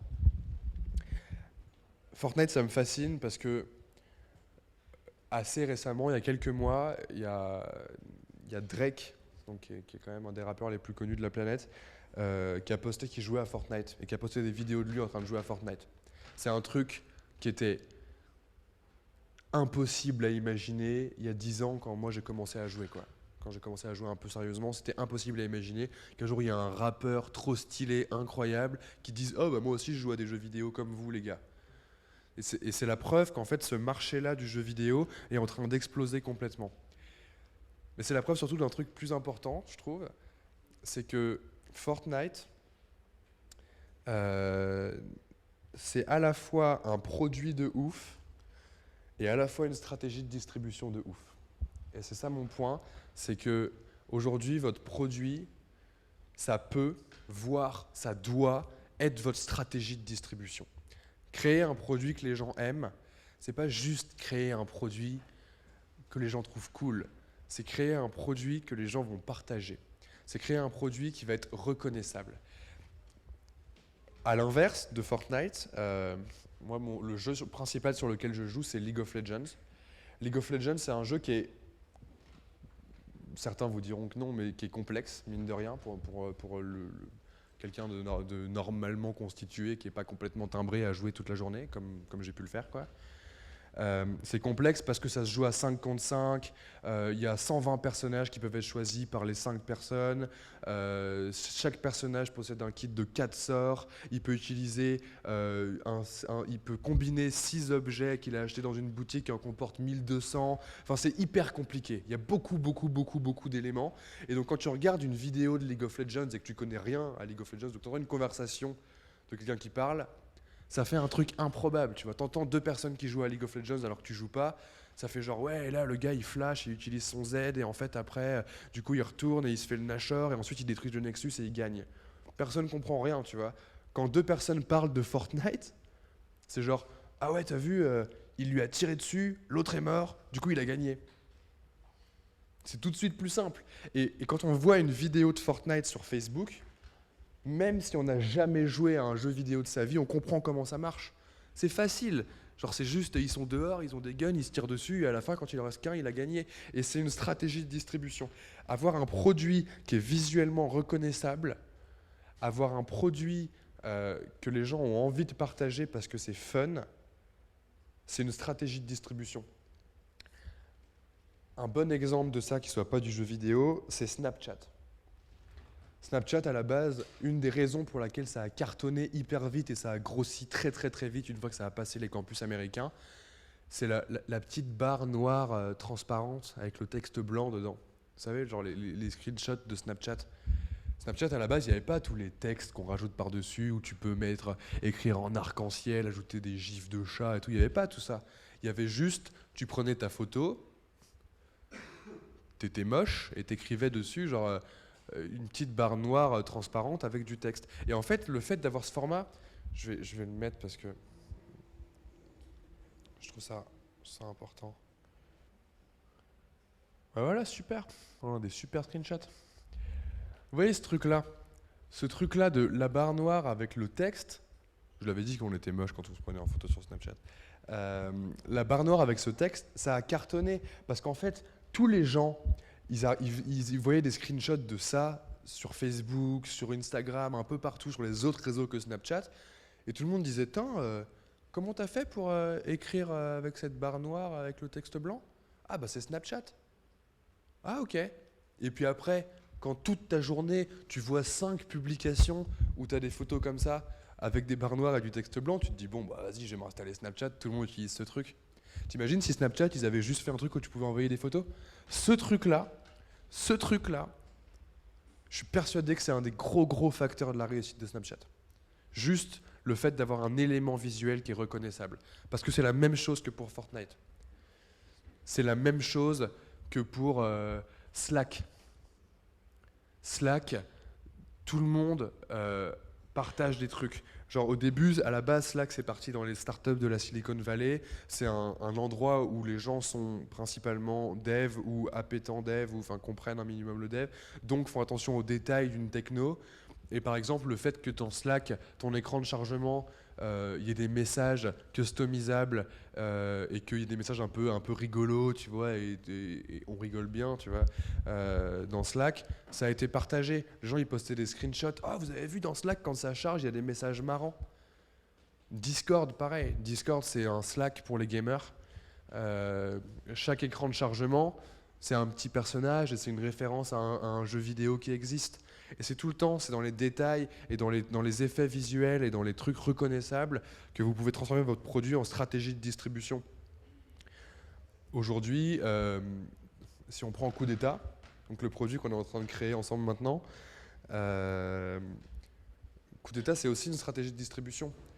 Si le fait que Kusama, à la base, le fait que Kusama soit capable de prendre des anecdotes, de prendre des points vraiment particuliers, de créer des espèces de théories, des contre-théories, enfin de tout ce qu'il veut, donner des exemples pour appuyer ses propos, et que en fait sa conférence ce soit 2 heures, mais segmentée en petits bouts de 10 minutes, c'est pas un hasard.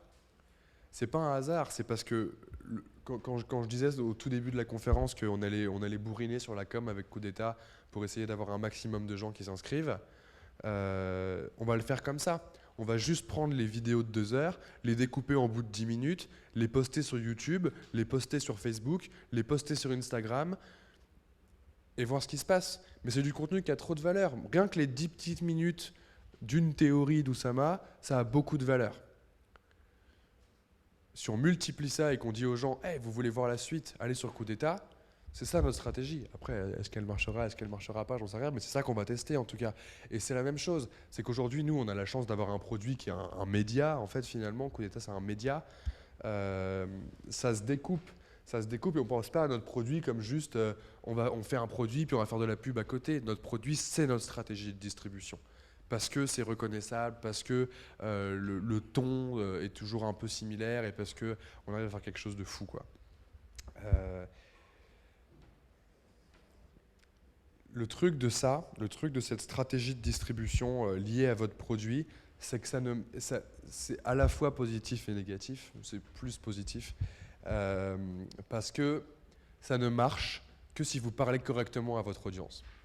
Et c'est hyper dangereux du coup à mettre en place. Mais tu vois, sur un truc comme Slack, où justement je parle des petites blagues, des petits clins d'œil qui font que Slack est fun par rapport à un HipChat ou un des concurrents qui existait depuis longtemps, ça marche parce que justement il s'adressait aux startups de la vallée et que les startups de la vallée, tout le monde, c'était cet humour-là, tu vois. Et en fait, dans cet humour, c'est de l'humour qui est adressé directement à ton cœur de cible. Typiquement, une boîte que j'adore, que je trouve vraiment incroyable, c'est Revolut. Donc Revolut, pour ceux qui ne connaissent pas, c'est une startup, c'est une fintech anglaise qui en gros fait une banque, mais où c'est bien. Tu vois. Normalement, c'est une oxymore, mais en fait, tu peux avoir une banque où c'est stylé, genre le service est cool. Tu vois. Et moi, je suis user de Revolut depuis 2 ans, je suis trop fan. Le cœur de cible de Revolut, c'est les gens qui voyagent. Parce qu'en fait, à la base, la value proposition de Revolut, c'est de dire vous vous faites complètement arnaquer par les banques sur les taux de change. Genre, par exemple, il y a des banques où quand tu fais changer ton argent de euros en pound, ils te donnent le taux de change du marché, mais ils te donnent le taux de change le plus élevé du mois dernier. Tu vois. la douille complète, tu vois. Et en plus, ils te prennent un fee par-dessus. Ils disent ah ouais, mais tu comprends, nous, la transaction, elle nous coûte cher. Revolut, c'est gratuit et ils prennent le taux de change à la seconde près. Genre quand tu ouvres Revolut et que tu dis je veux changer mes euros en pounds, ils te disent ok, le taux c'est ça. Ah non, maintenant c'est ça. Ah non, maintenant c'est ça. C'est incroyable comme service. Et ça a marché et ça continue à marcher parce qu'ils se focus toujours, alors qu'ils ont je sais plus combien, genre, je crois qu'ils sont à 1 500 000 utilisateurs, enfin c'est gigantesque quoi. Euh, Ils ont une masse gigantesque et ils continuent à parler uniquement aux gens de leur niche, aux gens qui voyagent. Pourtant, moi, je suis pas un grand voyageur, tu vois, je passe pas mon temps entre Londres et Paris, j'y vais de temps en temps, mais c'est pas non plus le gros truc. Mais je comprends totalement qu'ils me parlent pas à moi et qu'ils parlent aux gens qui sont tout le temps en train de voyager, tout le temps dans un train, tout le temps dans un avion et qui ont besoin de ces problématiques-là. Et toutes leurs blagues, toutes leurs coms et toutes les petits clins d'œil qu'il peut y avoir dans leurs produits, et il y en a plein, c'est des trucs qui sont dédiés à ces gens-là.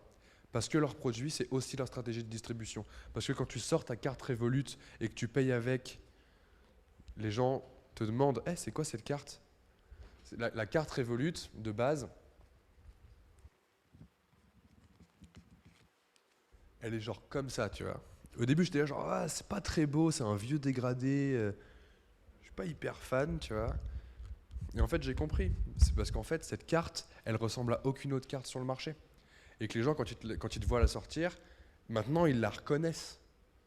Et ça fait partie de leur produit. Ils la reconnaissent et ils disent ah, mais t'es chez Revolut? Ouais. Putain, ça fait quelques temps que j'y réfléchis. Tu trouves ça bien? Bah ouais, mec, vas-y, va chez Revolut, tu vois. Et tout le monde devient ambassadeur parce que le produit, c'était la stratégie de distribution. Et, et ça fonctionne, ça cartonne, quoi. Et donc, si tu arrives, grosso modo, pour conclure, à comprendre ce que les gens veulent pour de vrai, à faire preuve d'un esprit de designer pour de vrai, à comprendre où sont les pains des gens, les vrais pains, pas les pains superficiels, pas les problèmes de surface, de ah ouais mais moi machin, les vrais trucs de leur vie. C'est les problèmes que tu discernes uniquement quand tu arrives à avoir des conversations profondes avec les gens. Moi, quand je parle à des gens au téléphone, j'essaie de parler au minimum une demi-heure parce que sinon, avant, t'es coincé. Et t'essaies de creuser, creuser. Et des fois, tu pars sur des 1 heure et demie de discussion et tu finis par savoir ah, mais combien t'as de gosses? Ah, mais machin. Et comment tu les élèves? Ah, ouais, tu penses qu'en termes d'éducation. Et en fait, tu vas chercher des trucs qui ont rien à voir et qui te permettent de détecter des patterns. Si t'arrives à faire ça, à comprendre les problèmes des gens, qu'est-ce qu'ils sont? À créer quelque chose sans avoir un biais technologique mais en ayant vraiment l'intention de régler ce problème, de tester, de faire les allers-retours, en parlant à tes users constamment, de traquer comme il faut, pas bêtement, et vraiment une logique de quel est mon KPI principal et comment je le fais grossir et comment je peux aller chercher pareil, les pains qui sont liés aux freins à ma croissance, que tu arrives à faire ça et que tu lis le tout avec une stratégie de distribution qui est liée à ton produit parce que ton produit visuellement, il crée du référal, il crée du bouche à oreille et les gens ont envie d'en parler, de le partager. Ça marche en B2C, ça marche en B2B, ça marche partout. Tu as un produit que les gens aiment et t'y es. Merci beaucoup.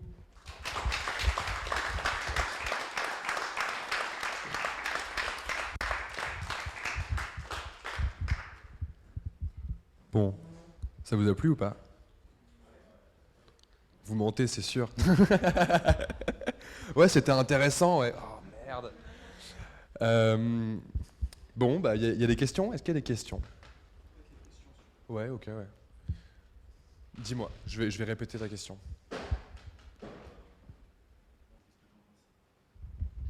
Donc la question c'est, il y a donc je suppose qu'on l'avait dit dans le précédent coup d'état.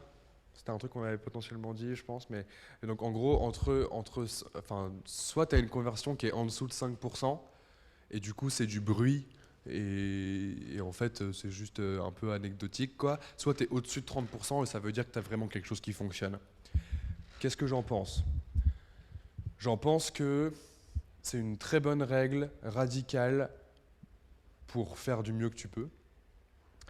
Parce que c'est ça le but. Genre dire il faut aller viser 30% de conversion, ça t'évite de te dire ah ouais, bah en fait à 10 je suis bon, tu vois. Donc déjà c'est une très bonne règle à se fixer, quoi qu'il arrive. Fixez-vous des objectifs de malade, allez chercher les étoiles, peut-être que vous atterrirez sur la lune, quoi. Truc cliché de ouf. Qu'est-ce que j'en pense? Ouais, c'est vrai, c'est vrai. Après, ça dépend de ton business, quoi. Ça dépend vraiment de ton business. Tu veux, en SaaS, par exemple, en SaaS B2B, tu peux estimer que quand tu as 10 clients qui payent pour ton service, tu as un truc qui fonctionne. Si tu as 10 clients qui payent pour ton service, mais qui fonctionnent vraiment bien, genre c'est beaucoup. Genre arriver à faire du sales à 10 personnes pour un SaaS, pour que les gens ils payent, pour que c'est même pas un service que toi tu délivres, c'est ton produit, quoi. C'est déjà beaucoup, tu vois. Franchement, si tu as 10 clients qui payent pour ton SaaS alors que tu en as vu 1000, ton taux de conversion il est pourri, mais c'est pas grave, tu as quand même un business qui peut tourner. Parce qu'après, t'as de quoi construire par-dessus. Effectivement, si tu es en dessous de 5% de conversion, tu as du bruit, c'est pas toujours vrai, tu vois. C'est pas toujours vrai et il faut savoir, enfin c'est pas toujours vrai, tu prends un site e-commerce, ton taux de conversion il est pas à 3%, tu vois, et ça dépend comment tu mesures ton taux de conversion, ça dépend, enfin il y a plein de choses. Comment tu fais pour distinguer le bruit de gens qui sont vraiment fans de ce que tu fais? C'est justement le complexe de Airbnb et de j'ai envie d'avoir des métriques et je veux pouvoir mettre des chiffres parce que ça fait classe. Ça fait beaucoup plus classe de dire, écoutez, moi j'ai 15% de conversion et quand je passerai à 30, j'aurai quelque chose de solide. C'est beaucoup plus facile de dire ça que, ah ouais, j'ai parlé à Jean-Mi, il m'a dit qu'il kiffait trop ce que je fais. Mais en fait, la vérité, c'est ça. La vérité, c'est que tu dois parler aux gens qui utilisent ton produit. Et si les gens, ils te disent, waouh, ça a changé ma vie, peu importe que tu aies 5% de conversion ou 150, en vrai, c'est ça que tu as gagné, quoi. C'est ça que tu as gagné. Et tes chiffres, ils vont découler de ça. Tes chiffres, ils vont forcément découler de ça. Et ça se dérive avec le fait d'avoir une communauté aussi, tu vois. Genre quand on... Enfin là, j'espère qu'on va arriver à se parler un peu plus entre nous. Et d'ailleurs, faudra, enfin, je vais envoyer un mail à tous les gens qui ont participé aux conférences à la fin pour rejoindre le Slack. On est une petite centaine dedans, mais ça parle pas beaucoup, tu vois, parce que c'est compliqué de faire parler les gens entre eux. C'est déjà compliqué d'avoir des questions pendant les conférences. T'imagines s'il faut poser des questions sur Slack. C'est compliqué de faire parler les gens entre eux, mais en même temps, le fait d'avoir une proximité, le fait de se parler, ça a à la fois un effet où tu peux observer des phénomènes et en tirer des conclusions, mais ça a aussi un effet de t'augmente tes métriques. T'augmente forcément.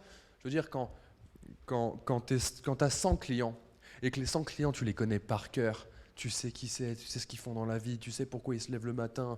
Tu vois, c'est des questions, genre, t'as potentiellement même des potes à qui t'as pas posé la question pourquoi tu te lèves le matin, quoi. Alors que c'est une question de ouf. Genre, c'est quoi qui te drive dans ta vie? Est-ce que ici, il y a des gens qui peuvent me dire, mes clients, ce qui les drive dans la vie, c'est ça?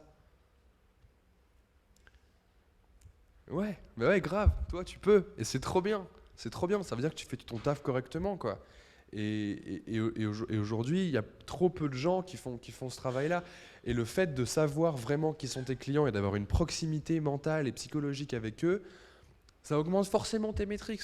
C'est do things that don't scale, encore une fois. Mais c'est beaucoup plus facile d'avoir 100 personnes qui te font des métriques de malade et de les transformer en 1 million de personnes qui te font des métriques vraiment bien que d'avoir 1000 personnes qui te font des métriques pas trop mal et voilà, parce qu'après quand tu vas monter 1 million de personnes, tu auras des métriques pourries et c'est fini, tu vois. Parce que forcément, ton niveau de service, il va se réduire. C'est le truc de Tim Cook avec la carte écrite à la main. Évidemment que c'est moins stylé, ce serait plus stylé de recevoir un iPhone avec une note de Tim Cook écrite à la main. Ce serait vachement plus stylé. Tout le monde serait trop refait. Ou de Johnny Ive avec écrit Aluminum, tu vois. Ce serait trop bien. Genre tout le monde kifferait trop. La vérité, c'est qu'ils peuvent pas. Ils peuvent pas et ils doivent compenser. Ils doivent forcément compenser. Et par exemple, sur Coup d'État, euh, il y en a parmi vous que j'ai appelé au tout début de Coup d'État. J'ai appelé une centaine de personnes. J'ai passé entre une demi-heure et 1 heure et demie avec chaque personne pour discuter de la vie et de Coup d'État et de comment ça va, tu vois. Et, euh, et dans ces personnes-là, bah, quand j'envoie des mails, le taux d'ouverture, c'est 95%. Mais c'est logique. C'est comme quand tu envoies un mail à ta meuf ou à ton mec, ton taux d'ouverture, c'est 100%, tu vois. Parce que c'est toi. Enfin, j'espère, sinon... Le temps n'est pas forcément toujours le même, mais le taux d'ouverture, j'espère que c'est toujours le même.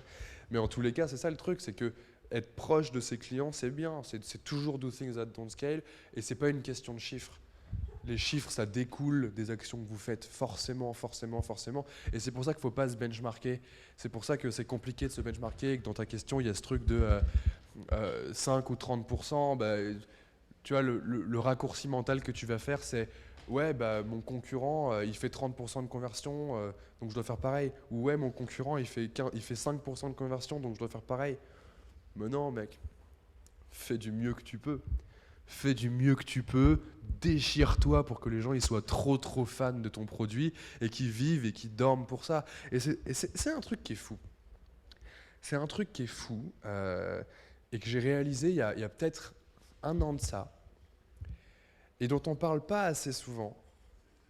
C'est qu'il y a beaucoup de gens. Genre, il y a vraiment beaucoup de gens, tu vois. J'ai réalisé ça l'autre fois parce que on parlait de Revolut justement. Et à l'époque, mon pote me fait mais tu sais que Revolut, ils rendent 2500 nouveaux clients par jour.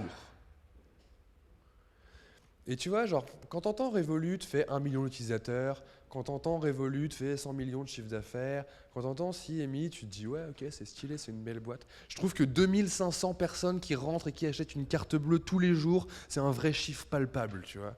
2500 personnes, là on est 100. T'imagines 2500, c'est gigantesque. Et il y a plein de gens. Il y a plein de gens. Et ça implique qu'il y a plein de gens différents. Et que tous ces gens différents, ils peuvent avoir des envies très spécifiques. Et quand je dis, tu dois faire en sorte que les gens, ils vivent, ils dorment, ils mangent, ils boivent pour ton produit, c'est possible. C'est possible parce qu'il y a plein de gens. Et en fait, il y a tellement de gens qu'au pire, quoi, genre tu vas en parler à 100 personnes, et elles vont toutes te dire ouais non ça m'intéresse pas trop et puis en fait tu vas trouver qu'il y a une autre niche qui a plus le problème que tu as identifié et puis eux ils vont tout de suite accrocher et ça va cartonner mais il faut vraiment prendre ce truc en compte. Il y a plein de gens et dans ces plein de gens il y a beaucoup de gens qui sont prêts à vivre et à mourir pour votre produit quoi. Nous Menu Next Door, quand on posait la question si Menu Next Door s'arrête demain, qu'est-ce que tu fais? On avait 4 réponses. C'était genre rien, je m'en balèque. C'est galère. Je vous aide à remonter et je manifeste. Je manifeste. Hein. Et les gens, à 80%, ils disaient je manifeste au top de Menu Next Door. Pourquoi? Parce qu'on était hyper proche d'eux. Ça implique plein de choses. Je digresse un peu, mais tu sais, quand on parle tout le temps de success is obvious et de ouais, 5%, 30% de conversion, t'as un truc. Tu vois, tout le monde cherche le product market fit, tout le monde cherche le t'as un truc. Le jour où t'as un vrai product market fit, tu le sais, c'est tout, point barre. Nous chez Menu Next Door, on savait qu'on avait le product market fit parce qu'on avait des chefs qui venaient nous voir avec des liasses de billets. C'est pas une blague. Ils venaient avec des liasses de billets et ils nous disaient les gars, je me sens super mal parce que je me fais 600 balles de bénéf tous les soirs et je vous donne même pas de commission parce que vous n'avez pas de paiement par carte bleue. Je peux vous le donner en cash? Bah vas-y ouais, fais des tours, tu vois. Vas-y, go, on y va. On y va. Quand t'as des gens qui viennent te donner de l'argent dans ta cuisine où t'es en train de taffer et t'es en train de prendre des photos des plats des chefs suivants, t'as un succès, t'as un product market fit, t'as des gens qui sont prêts à se battre. Quand les gens nous répondaient on est prêt à manifester, on l'a vérifié. On l'a vérifié parce qu'en fait, un truc qui s'est passé avec Menu Next Door plus tard, c'est qu'on avait des problèmes avec l'AFSCA. Donc on était dans 3 villes avec Menu Next Door, on était à Bruxelles, Paris et Londres. Mais à Bruxelles, c'est là qu'on était les plus gros proportionnellement par rapport au marché, quoi. Et je vais enlever ce truc là, c'est un peu pété. Personne me dit rien, tu sais. Ouais. À Bruxelles, on avait un problème avec l'AFSCA. L'AFSCA à Bruxelles, c'est l'Agence fédérale pour la sécurité de la chaîne alimentaire. C'est un organisme qui a été créé pendant la vache folle pour protéger les gens d'une mort certaine s'ils mangent des choses. En France, c'est le fisc, grosso modo, qui fait ça, qui gère qui fait l'inspection des restos et tout ça. Là-bas, il y a un organisme à part.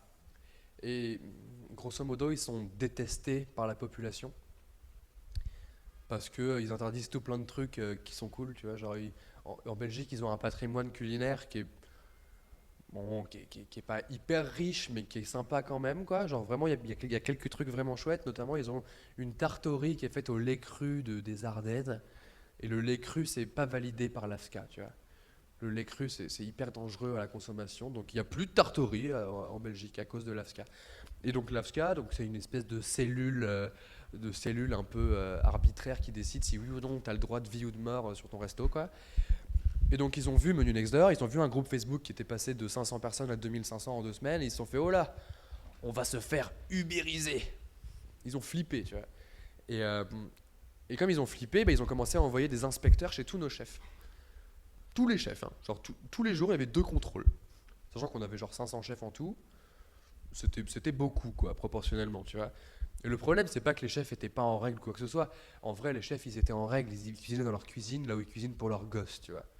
Mais t'imagines la flip pour la maman de 50 ans qui cuisine pour 20 personnes le soir, qui viennent prendre les plats à emporter. Il y a ces gosses qui sont en train de jouer dans ses pattes, elle leur dit oh les enfants, poussez-vous. Et t'as un mec qui débarque, qui met sa charlotte, qui met ses gants et qui dit bonjour madame, vous n'êtes pas en règle, vous allez avoir une amende de 1 500 euros. Mais moi je gagne 100 balles avec Menu Next Door, tu vois. Bah forcément il flippe et il se barre, tu vois. Et on a dû trouver une solution. La solution qu'on a trouvée, c'est qu'on s'est retrouvé à 1 heure du mat dans un café avec Oussama et Nicolas Collin. On a écrit une lettre ouverte qui s'appelait Afska mon amour. On a écrit en lettres de sang comme ça, hyper épique. On s'est bien marré. Et on a écrit cette lettre ouverte, enfin Nicolas Collin a écrit cette lettre ouverte grosso modo. On l'a signée de Nico qui était le CEO de Menu Next Door. Et c'était Afska mon amour. On a essayé de dialoguer avec vous. Euh, on n'a pas réussi. Allez, je digresse encore un tout petit peu. Au tout début, on reçoit un courrier de l'AFSCA qui nous dit on vous convoque à une audition.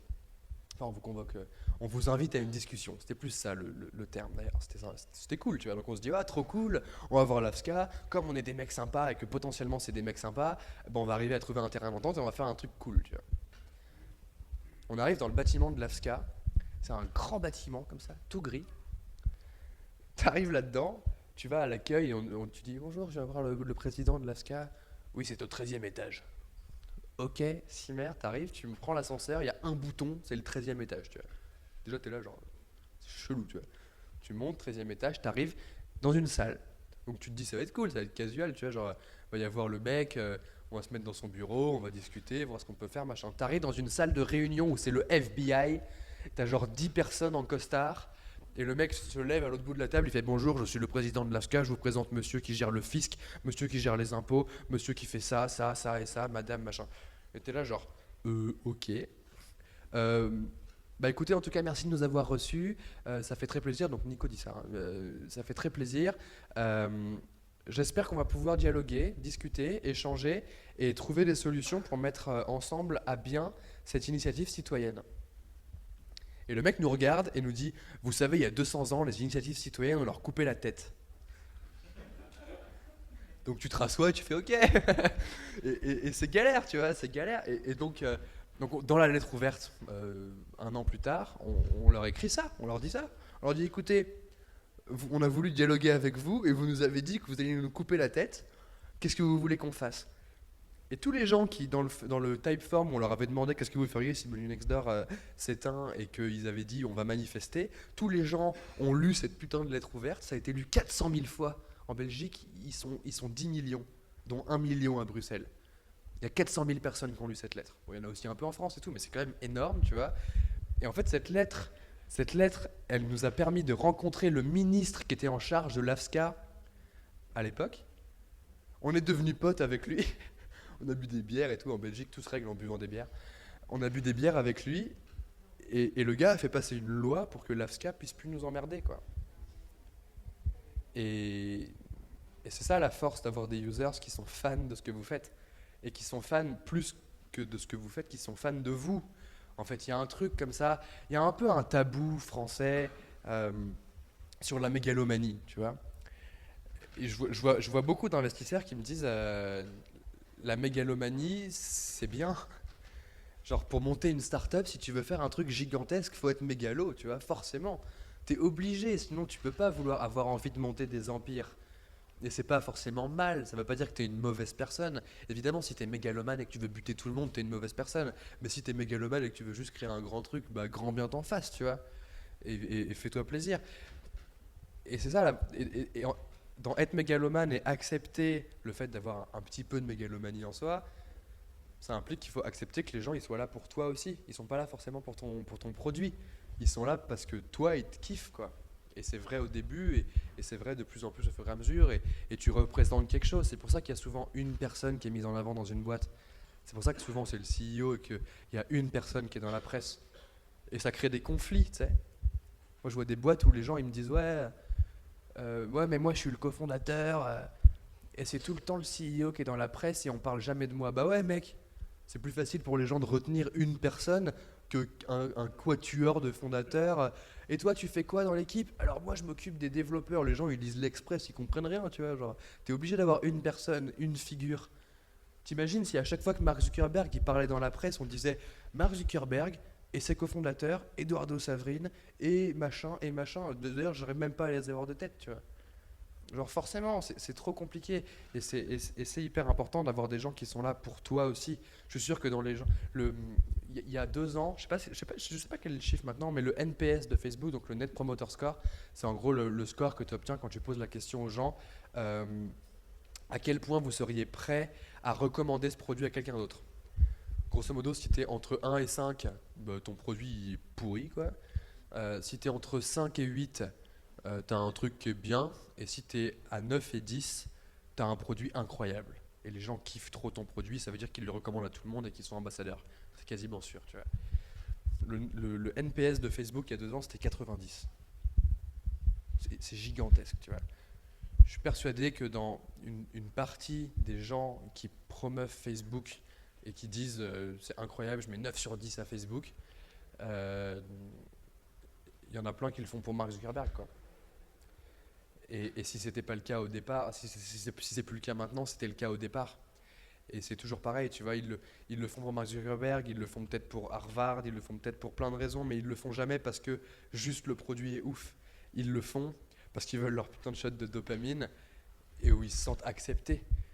Tu sais, genre c'est ce truc du leader, le leader qui mène par l'exemple, le gars qui va dire avant tout le monde, oh regardez, ça c'est trop bien, alors que personne avait remarqué que c'était trop bien. Et quand tout le monde est dessus, c'est le mec qui vient de voir et qui te dit ouais, moi j'étais là avant que ce soit cool.